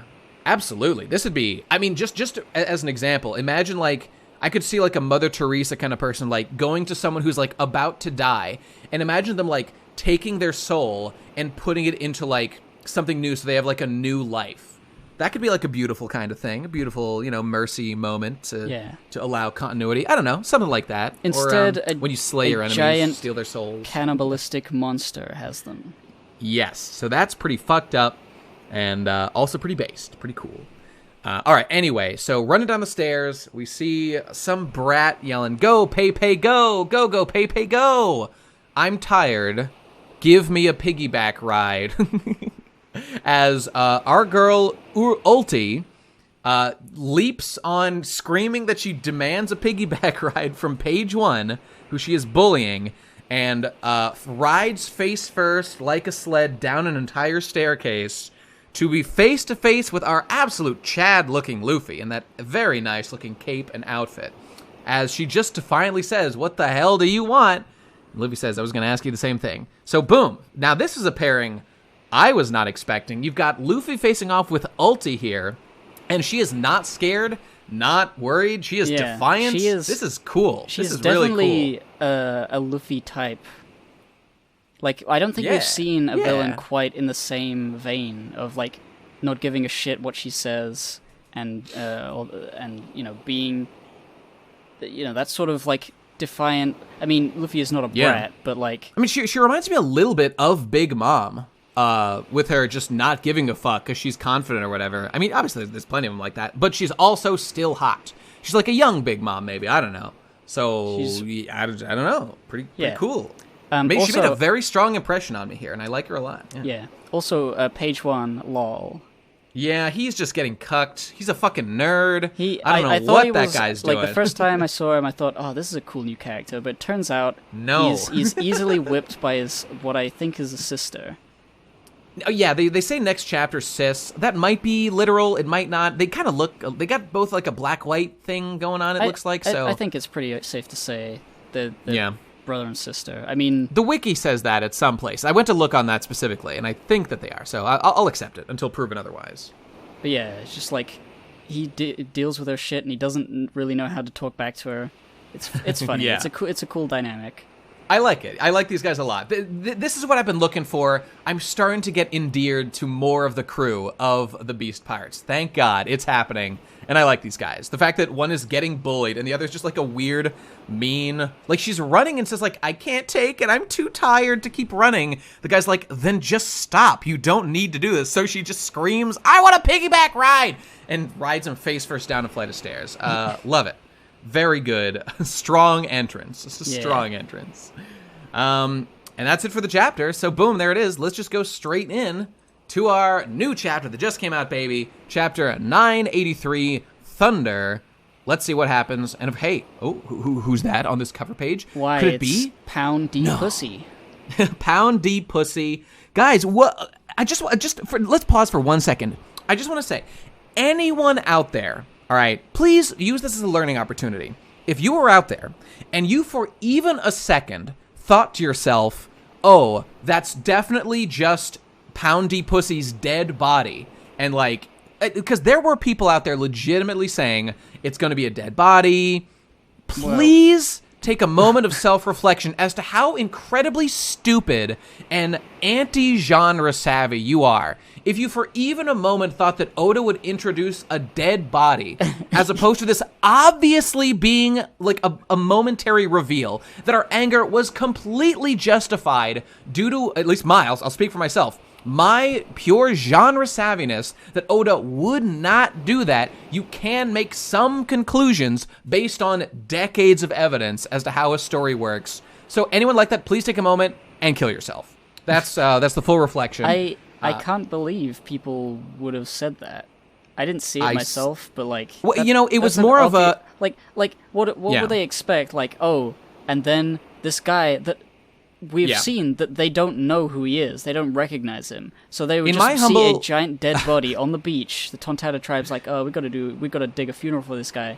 And then Beiji and the rest of the gang's like, sure, good luck with that. And that was the end. Like, why would that be what happens? I'll tell you why. The way that I understand it is people like to be argumentative and disagree. There's many people like this. No, they don't. In the right. There's many people like this in the One Piece Discord. Some people who are not worth naming, but you are scum. If you you just like to be like you gotta they see a situation like that, and I say to myself, obviously Oda is setting this up for XYZ reason. I think this is stupid. Pound should have been killed. It was a very dramatic death, and now he's having his cake and eating it too. This is really annoying. And people, when they hear that, they think, this man's criticizing One Piece. I don't like that he's doing that. Nate, you don't know that he's alive. You can't prove that right now. And like all the decades of experience, the obvious setup that they're going for, none of it's proof. There is plausible deniability that we don't know, so they latch onto that. But now, just a few short weeks later, we do in fact have proof, and I would just hope those people have a moment of self-reflection as to how wrong they were, and how obviously wrong they were from the start. And here it is. So learn and grow, ladies and gentlemen. Learn and grow. I will do so as well. Let's take a... It looks go like on. Frogman there is about to shoot him in the head, so he's going to be a corpse soon anyway. You're right. That's what they were really... Yeah, he's going to be a corpse momentarily. So right now, I mean, as we saw, this is the dramatic moment we were kind of looking forward to. Chiffon and Lola don't know that this is their dad, and they just say, hey, it's the old man from the harbor, so Chiffon does recognize him. He did help them escape, and I think there will be a reveal next page, maybe two. It's going to be... Well, I don't know how it's going to resolve, because like he he's got a speech bubble with a like an exclamation point bow. I think that's just to imply that he recognizes them. And Oda does that all the time with his little like customized exclamation points from these cover art things. So he's like, "My daughters, oh my god," and he's gonna say, "I'm your father," and they're gonna say, "Shut up, we don't believe you." Yeah, I think there might be some proof required or something. I don't know. He pulls out from his jacket the birth certificates that he has. I carry these with me everywhere. Never leave the cave without them. Yeah, that's what it is. And by the way, I didn't notice this. Looks like Chiffon is way smaller than Lola. Looking at them here, based on the way that they're standing. I mean, Lola maybe it's a perspective thing, though. So she set out to they're see. They're twins, though. At least I think they're twins. I'm like 90% they're sure definitely they're identical twins. Well, probably. I feel like they're twins, but I mean, they sure look like it. I don't know. I could be wrong. I mean, there's lots of Big Mom children. I assume they're the same age, and many of them are. She has non-uplets. There's that's or decuplets, I think, because there's 10 of them. I think the boys and girls. Whatever. Anyway, I mean, we'll learn. That detail doesn't even matter, and we know how this is going to end. Friendship and love and familial ties will be explored next episode. I see the little baby also pointing. Oh yeah, Pez is like pointing, gesturing or pointing. That's the guy. He should be pointing a gun. Never let him off guard, son. You got to have a gun on him at all times. Component Pez. What a great dynamic. All right. You know what? I bet this is going to end with a wedding between Lola and Gotti. Yeah, that's right. Lola and Gotti are going to get married, I think, because she loves to get married. I just think that'd be a funny end point to Lola's arc, basically, and this whole thing. Oh, what if they say, "Hey, old man, could you officiate our wedding?" And he's like holding back tears because they don't know, but he's like, "Oh my god, my daughter's getting married," and he does. But why wouldn't he say something? He could say something. He could try saying something, but they wouldn't listen. It would be funny. Yeah, it'd be funny. All right, we'll see next time. Enough of that business. All right, back at the Waterfall of Destiny. What's going on here at Rising Carp Waterfall? Gib, tell me all about it.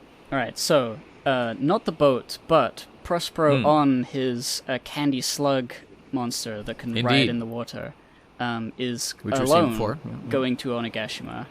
So he is separated from the crew to do this. Right. It looks like this is a similar Big Mom situation. We saw the ship fall, so most of them are definitely gone. But Prospero alone, our based Chad Prospero, firstborn son of Big Mom, leader of the crew when she's not around, absolutely based. He is here, and we'll see what he gets up to. I'm glad, as I was saying before, I don't want like all the Big Mom pirates there to make a big stink and like distract. We've got enough characters in this battle already, but Big Mom and Prospero could be a nice little touch. And we'll see if the other guys show up later. Prospero, you know what? His tongue is always out. I don't think I've ever seen got him the with his tongue fruit. not out. That's the thing. It's always out. Great question. You know, a long time ago, a question was asked of Oda in an SBS. If Zoro has his sword in his mouth and speaks, how does that work? Because it's a fair question. He does speak quite a bit with his sword in his mouth. And it was said that he's a ventriloquist, and he's able to do it just despite that. Maybe Prospero has developed a similar skill, because the tongue is vital for speaking normally, and his tongue is kind of occupied with other things most of the time.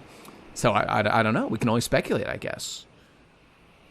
I needed answers, Oda. Please address this as an SBS. By the way, I was going to say that there was a line of note, I think, when Marco, was that a chapter ago, 2 chapters, whatever it was, when Marco smashed into the ship and launched them away, Marco said a very pregnant line, I think, that was like, "Ha, there you go, Big Mom Pirates. By the time you get back up here, the age we're in might look a bit different," which I think is lampshading that, like, it's implied that those big pirates, like, because the war's going on right now, basically. It's about to start. They've been knocked out, because it took them 2 weeks to get back up. They're probably going to be gone for at least a day or 2 or 3 or whatever, a long enough time for the battle to, like, fully transpire, is my guess. And maybe they'd show up, like, at the tail end of it, but they probably won't be directly involved in what's going on. But Prospero here has made it, and he's able to head there right now. We see him heading to Onigashima, and obviously Big Mom is already there. So I suspect that, like, I don't know, even if Katakuri's on that ship, probably not going to make it back up in time for the big battle that's about to go down.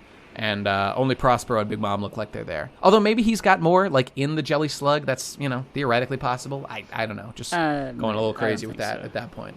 Probably not. Probably just him. But he's a powerful man, so we'll see. We'll see what happens with him. Yeah, so alone, he's going into Onigashima, which is quite brave, really. Courageous, badass, absolute beautiful man. Chad, our guy, Prospero. Love him.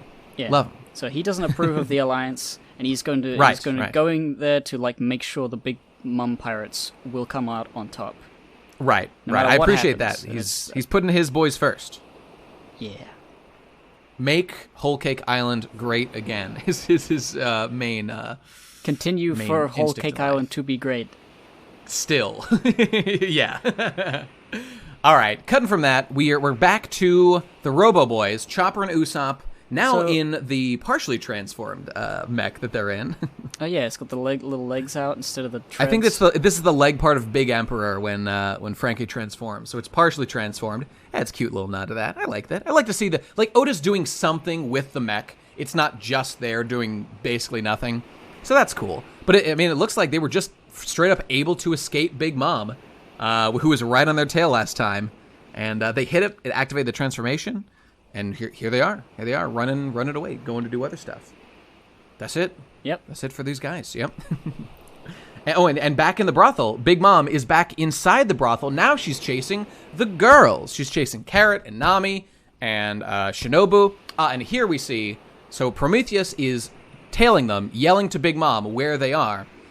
Big Mom is in no hurry. She says there's no way out. They're gonna find them. And she says they're headed for the stage. I suspect an epic comedy moment is coming in our future. We know Sanji is here. The girls are here, and yeah, I'm just gonna put this out there. There is a theater form known as kabuki in Japan, aka Wano, where men have often dressed up as women roles because women were not allowed to do it. And I know a certain man who's experienced a certain amount of trauma from being forced to dress up like a woman, and perhaps now, in order to pacify Big Mom's rage, such skills could be utilized once again in order to tactically reduce her ire and maybe put on a performance on stage with the rest of the girls maybe to do something. I feel like comedy is in our near future in this theater, and Sanji will be involved, I think, to a degree. That's what I anticipate. So, yeah, Sanji's in there. Yep. We don't know really looking the for layout of hoes. this place, but he says, I won't abandon the prostitutes. So there are prostitutes in here. Well, we don't even know that. Well, he's looking for him for sure. That's true. looking. Yeah. There's Big Mom. Big Mom loves to fuck. Clearly, she might give you a few rounds, Sanji. Don't knock it. It is a thing because like Big Mom has met Sanji. Sanji was going to be one of her sons-in-law. Oh yeah, they know each other. That's right. They had a whole dinner and stuff. That's true. Whole wedding. So I wonder I forgot about that. if they interact, what would happen. Oh, I hope they do. I honestly completely forgot that entire thing of Sanji's narrative. It would be interesting if she like says anything about Pudding, like you broke Pudding's heart, you piece Ooh, of shit. I'd love a reference to Pudding, just to know what's going on in with Pudding World. Ooh, that'd be nice. That would be really nice. Yeah, you broke Pudding's heart when actually Pudding was trying to assassinate him. So it doesn't really bear much culpability there.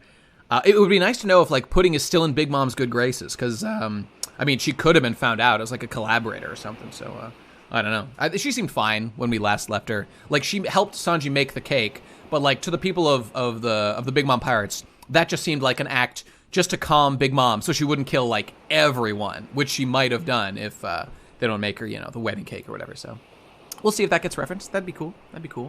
Ooh, and we got a cool shot here of Big Mom.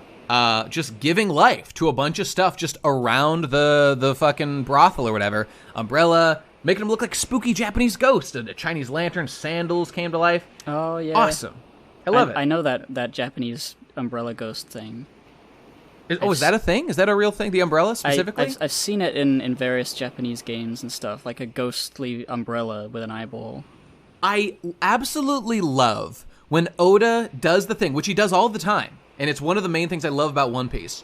When he incorporates like the in-universe powers, like Big Mom's powers being used right now in order to make like folklore known from like, you know, folklore from all kinds of places. In this case, obviously Japan, and like make it like canon in One Piece. Like for example, I mean it's a little bit, but like Kawamatsu being a fishman who like identifies as Kappa basically, just so he could like fit in better. I love those kind of details. It's great. I always like that. Yeah, so I want to see these guys do more stuff. There's a brothel, there's a stage. Now there's like living props. There's probably something going to happen with that. I think so. Fun is about to go down, and I'm looking forward to it. Yeah, so then we cut over to little Momonosuke tied up, beaten, crucified, within an inch of his life, ready to be executed, crucified. Everyone's laughing at him. They're saying Mondays, poems. man. They're Mondays, saying, am I right? This guy's got a really bad KD ratio. Yeah, you're right. You're right. Pussy ass bitch. Can't even come. Embarrassing. God damn, bro. That's pathetic. Come on. That's what we all do here in the Beast Pirates. Hey, here's what I think's gonna happen. Yeah. I think he's gonna hear something from a shout from Luffy, or something that would inspire him, like maybe something an enemy says is like makes him really angry, and he's gonna transform out of those bindings. He's gonna fly away. That could happen. They might not know that he has a devil fruit or anything. Why would they know? You know, that would be. And then Kaido is gonna see he's a dragon, and he's gonna be like, "Oh, cool, join my crew." Oh, that might be nice. Yeah, that might be cool. Some little moment of like, ooh, dragon v dragon. Isn't that pretty based? Yeah, I'd like that. Be nice. So, I mean, we'll see. Obviously, we're getting ready. We're going to have an emergency show of crucifying this man. I wonder if, like, okay, so when most people are crucified, you will slowly suffer. You'll suffocate. That's the way you actually die most of the time. It takes effort when you're being held up by, like, bolts in your hands. You lose the energy to, like, keep breathing or whatever. But, like, they will stab you with a spear. That's the Lance of Longinus, right? They stabbed Jesus when he was crucified. So I wonder, are they going to, like, execute him while crucified, or are they just going to, like, let him chill for a while and slowly suffocate or whatever? I don't know. I wonder which way they're going to go.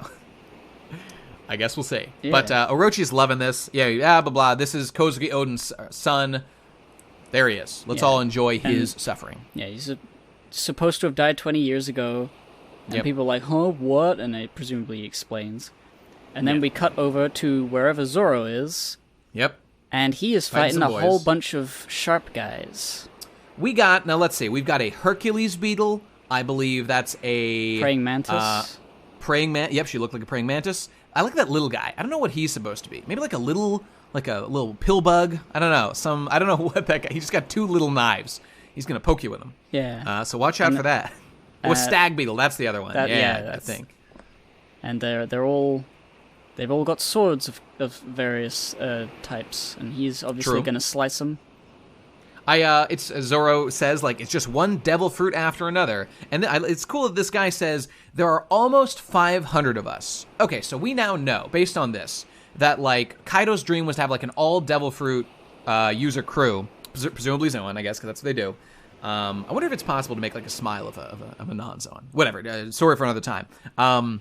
So of the crew, there are 500 gifters. That's a very large number of these weird devil fruit user guys.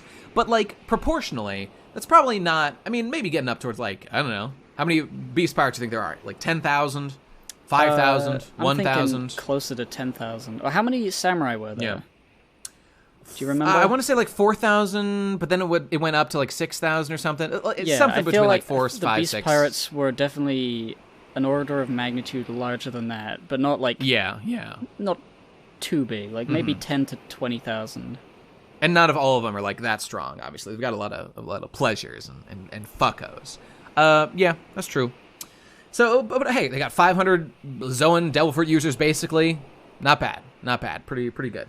Though I still want more discussion of, like, the specific advantages of devil fruit, of Zoan devil fruits. Because we've been told that it, like, makes you tougher, and you, like, recover from damage faster.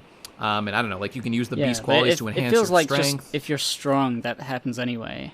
Yeah, so, like, I'd like a little more just discussion of, like, the particular benefits. Now would certainly be a good time, since he's fighting hundreds of them, literally. But whatever. I feel like for the little characters. They're just gonna throw an attack and get attacked themselves, Yeah. and there's not really gonna be like, oh, I'm a praying mantis. This is my praying mantis ability. Oh, I'm a stag beetle. This is my stag beetle. Like, there's not gonna be enough time for that. My ability is after I have sex with you, I bite off your head. That's my thing. That's what I do. Hashtag worth. Hashtag worth, gentlemen. Yeah. And I like that the praying mantis lady herself says, once upon a time, we all tried to become Pirate King, and then we all gave up. You should give up too. Just take the easy way, man. Just bow to Kaido, and then you won't have to bow to anybody else. Just to subscribe to Kaido's OnlyFans. It's easy.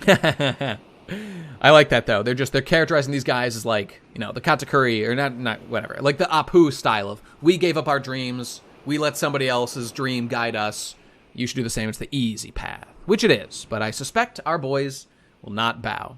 They want their freedom, they want to do their own shit. Anyway, so cut to Kid, fighting's going on, they got separated once again. Too much fighting, too much chaos happening here, clearly. Yeah, so they've moved on from Apu. I guess he's going to try and find him later, or maybe he's just working the DJ thing again. Yeah, who knows? He's probably taking a rest after, like, he knows it's not his job to personally beat this guy. He'll let the fodder wear him down for a while, then maybe give another shot or two. Yeah, so he's probably going to come back, do some sort of thing. For sure, to do something. Anyway, I think there's like a little moment here of like, they say, we're gonna get you, Kid. Oh, but wait, Kaido's searching for someone, huh? As they're distracted, looking over that away, and as they're distracted, Kid fucks him up. I think this is probably a little thing about how there's a hunt for Yamato going on, and maybe he's popping up in the distance. Maybe somebody spotted. I don't really know. But I think something about that. It was hard to tell exactly what is being said. We don't know who's saying it. We just know that these guys get crushed, and that's good. Yep, so that's that. And now we cut to Luffy's location, him and Ulti in page 1, as Ulti is humorously, every time this gag always hits right, where she's like, Ulti, what happened to you? Are you okay? You got some balls doing that to my boy Pei, as she is the one who rode him down and fucked him up. You can clearly see in that panel, like the dent. She fucked up those stairs with his face. Yeah, that was some serious damage. So she did it. It's like, you got some balls doing that to my boy Luffy, who was just standing there. Oh, it makes me laugh every time. And it's characterizing her more, and she's really funny, and I like Ulti. She's the hottest one. She's the best waifu of the whole Beast Pirates, in my opinion. And also, she's got spunk. I like that. Yeah, I like how angry she is all the time. Yeah, me too. It's very adorable. And here we go. Luffy, they're like, oh, Ulti, no, that's not one of our boys. That's actually Straw Hat Luffy. And he's like, no, be king of the pirates? And she isn't, like, impressed. She just says, oh, you think you're going to be king of the pirates? There's only one man who's going to do that shit. And she does this epic reel back of her head. It's going to be fucking Kaido, you ultra idiot motherfucker piece of shit. And she does a big fucking headbutt, Ulti skull cannon. I love this. This looks so fucking cool. Her hair going so straight like that. Oh, yeah. Like, I think this is Conqueror's Hockey Lightning? That's what it looks like, anyway. I think it's more to be like a armament hacky clash. See, this is the thing. This effect has been used inconsistently. Sometimes it's there for Conqueror's Hockey, like when Luffy and Katakuri did their clash of Conqueror's Hockey. This effect was used with this Black Lightning, but we can clearly see them both seemingly to use. They've got darkened foreheads. Looks like they're also using Hockey specifically for this. So it might also, this effect might be used for any kind of Hockey clash. It's a little hard to tell. I feel like that's generally the point. I feel like it's supposed to be used as a level up from merely doing speed lines. I agree. Like if you want a really big clash, use these black lightning strikes. And bada boom, we see big fucking explosion coming off of this headbutt. She does successfully blast Luffy through the floor, basically. Everybody's getting fucked up, and everyone's just like, God damn, she's got crazy headbutts, bro. Crazy ass headbutts. She's fucking up real bad. And then page 1, of course they're both like, oh shit. Everyone's like, oh, that must have finished him. Obviously, no. Luffy was not killed by one headbutt. Yeah. And then we get a cool shot of them in their dino forms once again. So we've got Ulti as her weird hybrid form, and I love that this gives her a different hairstyle, and she looks very cute. Let me try and Pachycephalosaurus. I believe it's Pachycephalosaurus. Pachycephalosaurus. I think that's how it's pronounced. But I think I've heard. Yeah. I had as a child a dinosaur toy that was like specifically a dinosaur that had a really thick skull that did headbutts. That's clearly, so her headbutt thing. It could be clearly that. related. You know what? Well, I'll tell you. I looked it up. So the Pachycephalosaurus, or it's Pachycephalosaurus, a thick-headed lizard from Greek. Indeed, had a very thick skull, and so yes. By the way, this is what the Pokemon Cranidos is based on. So it's like the same kind of thing. They've got a really thick head. They do headbutts and shit. That's clearly her thing, doing headbutts, and I love that. That's epic. So whatever, she's themed around that, and fucking page 1 here, not doing anything too impressive yet, is a Spinosaurus, which just has that big like fin on its back, just a big lizard man. Not too impressed. Please do something cool, page 1. Yeah, Ulti sort of looks like a demon with that like spiky forehead thing going on. Yeah. Like an Great Oni. look. It's a good look. What can I say? But I appreciate that, like, she's not just a brat. After trying and failing to, like, kill Luffy in 1, she's like, oh, shit, he survived that? This guy's the real deal. I acknowledge your skill. She's like an honorable opponent. I like this. Everything about her, she's I like. She's eccentric, but she's not, like, she's not a malicious individual, specifically, I guess. I don't know. She's a free spirit, but she's just playing for the other team. That's all it means. Like she's on the bad. Like if she could fit in the Straw Hat Pirates if she weren't a villain. That's the sort of feeling I get. Same. By the way, go on. You're saying something? No, I'm just like musing on the idea that if she was in the Straw Hat Pirates, that would be pretty funny and way better than Carrot. If she was in, I agreed. If she was in the Straw Hat Pirates, her position would be my girlfriend. Would be her. Whereas Robin would be my wife, obviously, and and Nami, my flavor mistress. of the month. Of course. By the way, as she says, like, this guy's the real deal. See that next panel of that guy whose head is a chicken? Are you seeing that? Are you appreciating that? Are is you he loving? doing the pog face? He is full poggers right now. Holy shit. He's really the cock of the walk, that guy, I have to say. No doubt about it. He's full poggers. Chicken pog. Oh my god. I wish there was a bigger panel. I would make that an emote, because that is awesome. Maybe I still will. Chicken pogs. Oh, that's good shit. The smile meme is paying off successfully, Oda, with your jokes and the weird like hippo man who's inside the mouth of the hippo. I mean, good stuff. Very good stuff. Glad we're keeping it light with things like that. But in any case, hockey sense, blah blah blah. Luffy jumps back, and I just want to say she is looking very girlfriend material in that panel where she's being grabbed. Just a great look. She's got the Robin hair forehead going on. Just very attractive young lady. Loving this shit. And just gets absolutely fucked. Just gets smashed into the ground. I'm loving that Oda is not afraid to have like a tough, hot-ass One Piece girl and just fuck her up bad. Just smash her around. We need more of this stuff. We haven't seen this since like, I don't know, fucking Robin was getting beat the fuck up during Skypiea. I don't know. It feels like it's been a long time. It's almost the zone is an excuse to allow this to happen. Yeah, which perhaps there's something to be said about our sinful beauty standards and how they're applied to women, maliciously, and we can't show hot girls. We just need more girls to be dinosaurs. That'll solve it.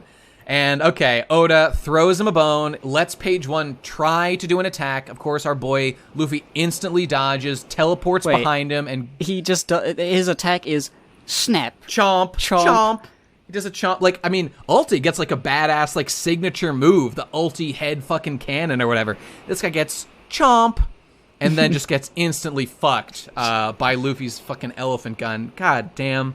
It's a cool move that Luffy does. Like, I can't remember exactly if this is a specific technique, but he goes whoosh, like zips underneath him. I mean, this must have been a really fast, like, elephant gun produced, attack here. Because he was like, we see the teleports underneath him, the shock of what? Where did it go? And then instantly, bloop, balloon, bam, elephant gun from below. Pretty cool. Pretty cool. I'd like to see it. And then Ulti, in her least attractive form, but still fuckable, in my humble opinion, is she grabs him again. She gets sent up. She gets hyped up by Luffy, being like, "Damn, you're strong. I can't get out." And she's about to do some sort of like even more ultimate attack of this Ulti meteor. She's clearly preparing some like her biggest headbutt attack yet. Luffy's about to go gear forth, but then, wha-bam! Out of nowhere, Thunder Bagua by a mysterious figure in a pose that seems reminiscent, and I can't help but mention this mysterious individual using this attack and this particular weapon. I looked it up. This is the exact same name of the move that Kaido used when he fucked Luffy those weeks ago. I saw the visual similarity. And it is the exact same name of the attack as well. Thunder Bagua is like the Funimation name or like the whatever it was name, and looks like they're sticking with that one. So cool. So doing a Kaido type attack. Don't you love when they use like attack names are just like an anime thing, but they use it to actually inform as to who this person might be. I love when they do stuff like that. It feels real smart. Yeah, I like it. Genre savviness is fun.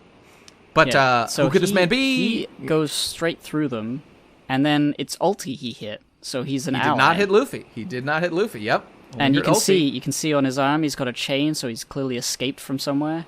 Indeed. That seems to be the implication. And his name is Yamato-sama. There he is, Kaido's son, wearing a mask, looking interesting. And everyone's fairly asking, why did he attack Ulti-sama? Why indeed? Let's proceed and see if we can learn anything. Yeah. So they want to both capture Luffy and Yamato. They're both escapees right now. Yamato addresses Straw Hat Luffy. It's you. Looks like he knows the man. He grabs him, physically picks him up, and runs away with him. Says, "I'm not going to hurt you." Luffy, blah blah blah, says, "Okay, yeah, I'm not getting any malicious intent or whatever." Yamato says, "I've been waiting for you this whole time. I am Yamato, son of Kaido." So he's been specifically waiting for Luffy, wanted to find Luffy, just beat up Ulti to save Luffy from her. What could this be about? End of chapter. Let's speculate. Okay. What do you think, Gib? I got some ideas, but I'd like to hear yours. I had trouble thinking of ideas. It was really just, if he knows about Luffy, it would be because of the news and maybe him being like considered a new, one of the Golko. I mean, he's been known for a while, but you're right. Yeah. He's certainly that was definitely a big thing. Yeah. The reason Plus, Yamato, not a lot of news gets into Wano, but yeah. The reason Yamato would be looking for Luffy on Onigashima, I don't know why he would expect Luffy to be here, is the thing. Like, how could he have known Luffy would come here? How could he have known... Well, okay, let's just... This? So Yamato had escaped previously and was, like, running around, and, like, there was a festival. Kaido said to track him down. Who knows what he was up to? But word has spread throughout the castle that, like, Luffy, and there's a raid, 'cause we've already seen, like, the what was it? The brothel was evacuated because word of Luffy had already gotten around. Right. So, like, word could have gotten to him. He's been waiting for you. Not specifically, like, in this particular instance necessarily, yeah. Okay. But he's been waiting for someone, or... Yeah, but go on. But I've got deep lore stuff to say about this. The thing he says is, "I've been waiting this whole time," meaning yes, that's just an interesting line. From the beginning of the raid, it doesn't seem like that long of a time. Here, okay, let me give you my thoughts. Okay, before we address the waiting the whole time, let us focus on a couple of details. So Gibbs, some people were saying, for reasons we'll get into, the idea that sounds crazy at first, that this guy might be Odin in some way. Okay, now that sounds crazy, but let's see why. The reasons that I can think of are, he is wearing, that big bow he's wearing looks just like Odin. And I looked this up. The big weird, I don't know what you call it, but the big belt thing with the big loops, it is exactly similar, or extremely similar, to what Odin used to wear. Even striped the same way. And we haven't seen it in color, but it looks identical. Beyond that, notice that he's wearing, you said before, he's wearing cuffs around both arms, and he has chains attached to them. I couldn't help but go and look it up. At the moment when Odin died, as he was holding up the thing, and he got executed, he had chains. He had cuffs and chains in exactly that same style around his wrists when he was executed. So, ooh, could this be that he came back to life and it's his corpse walking around? Okay, I do not believe this. That seems like a crazy thing. I do, in fact, think Odin is definitely dead. But I'll tell you what I think. Can I here? I've got the image right here. Yeah, take a look. This is what Odin looked like. I'm just linking like it's on the wiki. This is him holding up the guys in the Odin pot as he was being boiled to death. Yeah. So he looks very similar. Of course, the hair is different. Okay, it's probably not him. Here's what I think. And this line about "I've been waiting for you this whole time." Again, I don't think it's necessarily specifically about Luffy. How could he have known Luffy would be here at this time? Thinking everyone thought he was in jail till just now. That wouldn't make sense. Okay, but what I think is that this isn't Odin. I think that this is a guy inspired by Odin's legend. I think that Kaido's son Yamato is wearing both the cuffs and like the big poofy thing on his back, or the big loops or whatever. I think those are like references to Odin's like legendary death moment, because a lot of hay was made about how Odin went down as like a hero that people respect for that. I think Yamato maybe witnessed it, or maybe he was born later. I don't know how old he is exactly. I think that he is inspired by Odin's legacy and is like fighting against his dad, and that Luffy here doesn't necessarily represent or like he doesn't know that Luffy's like necessarily leading this whole force to change everything, but like the Orochi is somebody who was big influenced by the prophecy, the quote-unquote prophecy that Toki made, that there would be, like, this year would be a day that, like, the ghosts of the past come back. And Yamato is putting together the pieces, and he knows that Luffy is, like, tied into this, or he's at least suspects that Luffy's involved with, like, the samurai uprising or whatever. And so I think that putting all this together, I think Yamato is like an Odin fanboy cosplayer who is actively opposed to his father's control of Wano, and wants to work with Luffy to help take down Kaido, maybe not kill him, but depose him from Wano and like free them and like open the borders and all that good shit that Odin wanted to do back in the day. That is my theory, and I think it's the one with the best foundation. It isn't like he's literally the reincarnated body of Odin, possessed and come back to life. That absolutely not. No, that's not it. Yes, I was gonna say the whole bow thing. When you first brought it up, I was like, well, maybe that's just I thought that could be a coincidence, but the chains on both wrists, that feels intentional. I was thinking that maybe it could be like a homage, and then you said that as well. So yeah. So if this is, it definitely is. Well, just one thing. It is possible that it could be a coincidence. It doesn't seem like it. It could be a coincidence, and those chains could have legitimately be he just like broke out of jail, because he did escape. At least to a degree, it looks like. Yeah. So maybe everything's true. Maybe only some parts of that are true. Maybe none of it's true, and it could be a coincidence. But it looks like there's a connection visually. I feel like there's a visual similarity, regardless of whether it's intentional on his part or not. Deliberately put there to be like that this looks like Odin. If it's only been 20 years, if Kaido's son was like 7, and he saw the execution of Odin, because Kaido was there watching. Then he would have left an impression on him, and he obviously, if he he's not an old man, probably he could be a young man. If that left an impression on him, he would have needed to be young, and 20 years is a long enough time for him to grow up. Yeah, agreed. And to become a strong person. But he has probably lived all of his life in Wano with Kaido. Probably. And I feel like maybe he believes in the liberation cause to the people of Wano, which is totally understandable. I could totally see that happening. So yeah, that's a very sound hypothesis theory. I like it. Agreed. Me too. And right now I think it's the best working theory. And okay, there's a little lack of detail. I can't totally tell, but like I'll just throw this out there for the record that the two symbols that we see kind of on his, I don't know, on his robe or whatever, his kimono or whatever the fuck it is, like it bears a little bit of a resemblance to the Shimotsuki clan symbol there. See what I'm like? It's hard to tell. Yeah, very. The lines are so close together. We need a bit more detail, but I think we've seen the style look like that before for them. So I'm just saying, like, that theoretically could be another hint that, like, maybe he's also connected with that. That one's, like, I really can't tell just yet, but theoretically that could be another connection. So all these factors together just make for a pretty decent case, I would say. And so I'm looking forward to, I bet next chapter we'll get a mask-off face reveal I'm hoping.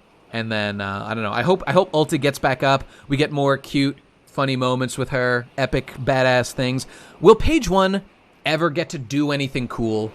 I feel like he's been pushed around so much that there has to be a point where, like, all the his incel rage bubbles up, and he's like, I get to do something cool, finally! I've been bullied by everybody. Yeah. I feel like this early part of, like, clashing is really just to get people up to speed. Like, we get people, the chaos that starts a battle is useful for getting people into specific areas so that they can have one-on-ones without being interrupted by other people. Indeed. The general people getting lost, people going down different hallways and finding specific characters that they wouldn't have met like right at the beginning. So all of this like small battles with Apu and with Ulti, they're all gonna come back. Page 1 as well. They're all gonna have moments in a larger conflict. Maybe not a full-on fight. I mean, we've already talked at length about how it's impossible for so many of these characters to have a full-on fight. But like, I don't think this is the end for Ulti, at least. I agree. At least not. She might not get like this. Might have been her biggest moment yet, but she there's no way she's just done in the narrative. we didn't even really get to see her fully transformed mode in any sort of.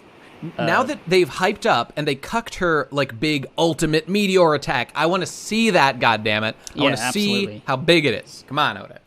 Got to deliver now. So yeah, this is there's so much stuff going on. Yamato, I don't think I thought of the possibility of him wanting to ally with the rebellion. I was thinking of him as like a dumb kid, but obviously he's not. He's a real man with his I'm own... a little sad he's not a gamer. He doesn't appear to be a gamer. Although maybe those chains really represent his addiction to Pokemon Go. And as they do. Pikachu truly is riding his neck, and he's like, he wants Luffy just to trade with him. He's been acquiring so much Stardust. I've been waiting this whole time. Kaido wouldn't trade with me, and you're the only person You're a left. pirate ship. You sail around all the time. You must have so many steps. You must have so much Stardust to trade. Please, Luffy, please. This is what I want. I believe in Gamer Yamato. I believe that he will deliver, but we'll see. Yeah, so we've got Gamer Yamato. Yep.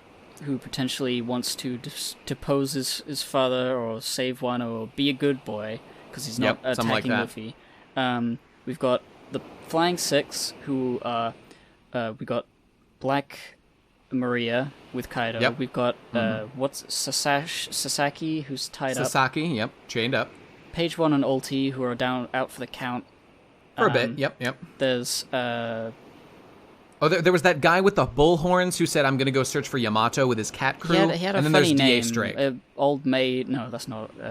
he did have a funny name. It was like, you know what? I got to look it up. It was funny. And then D.A. Strake might be doing something, but we know he's a traitor to the cause. Yes. So what was his fucking name? It was like, had a fucking... It's a card game, but I can't... Oh, it was Who's Who. It was Who's Who. That's his name. It's too much of a phrase, but yeah, that's his name. Indeed. And then we have, obviously, Kid, Zoro, Luffy, and Killer, who are all running around smashing stuff. Yep. We've got the samurai, who have successfully gone to the top. We've got the people we've got Law and the gang in the submarine ready to get to the thing. We've got the Nekomamushi on the boat. Marco, who could fly in at any moment. He could fly right to the center if he wanted to, and make a big entrance. He could save Momonosuke if he wanted to. If he was quick enough. Yeah. And then I think he likes to watch children die. We've got Prospero on his big slime, who's coming. True. And Big Mom and Chopper and all the girls are doing their thing. And Frankie and Robin are just sort of walking at the moment. And they were just walking when we last saw them. Frankie's on the motorbike. I don't know what he's doing, but Robin. Oh, it was Robin and Jinbei who were separated. Jinbei, that's right. Who were just walking, just having a nice chat. Presumably they're with some of the samurai forces. I'm not sure exactly which, but Frankie, I think, is on the bike with Denjiro on that side. I can't remember. I don't think I saw him. I don't know if it was the clarified. Big Mom side people. Yeah, I'm not really sure which one with which. Who knows? Honestly, doesn't really matter. Oda will tell us where people are Yeah. when things start to happen. But it's like they could there's be so anywhere. there's so many moving parts. We've like switched scenes in these 3 chapters like 25 times. There's so Indeed. many different things to pay attention to, and it's great. It's what I love. There's so many things going on in every frame. So George dense. Lucas, so dense. That's right. Every frame has so many things going on. It's great. Yeah, I've been pretty satisfied. So far, so good. We're introducing new characters I actually like. I was complaining before that it's a little late in the game, but I get the sense that this raid is going to go on for quite a while. So I think we'll have plenty of time to get to know and love our new beast pirate friends. And explain more about the numbers, Oda, because I'm still wondering about those. But beyond that, Yeah, pretty, the numbers, pretty satisfied. King and Queen, and Jack. Yeah, I what guess the is King? Jack and What- King are in the Kaido place. Yep, that's true. And there was that flying squirrel person. There's the ninjas. God, Right, there's all so the much ninjas, stuff. yeah. And then there's still the unknown quantity of people who are imprisoned in Onigashima. Is that a thing? Who's in prison in Onigashima? I can't remember exactly, but it was a while ago that they said they would give like a few people as like servants. I talked about it a while ago as like a potential boost of numbers that they would free Yeah, okay. like imprisoned people who are like down at the bottom or something in the Okay, basement, sure. cleaning pots that'd and be interesting to pans see. for the banquet or something. Yeah. So there's still lots of Okay. things to find, and I'm excited. Yeah, I'm Onigashima is loving it. big and very interesting, and I love the design. And I mean, I don't really watch the anime, but I am tempted just to go watch a couple scenes because I want to see this like giant Japanese house just animated and see all the stuff that goes down. Since Wano is actually animated well and looks really nice. Yeah, I feel like I'm gonna go back and watch the whole of Wano once it's finished. I should. I just like the reveal of like the Onigashima entranceway. I bet will look beautiful in same way the Flower Capital does in anime form.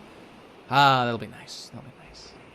All right. Well, anyway, lots more stuff to look forward to. As he was saying, we've got tons of mysteries to solve, more political stuff to work out. Who will ally with who? What will happen with Big Mom, Kaido, etc., etc. We will find out. Tragically, we won't find out next week because there is no chapter next week. There will be on break.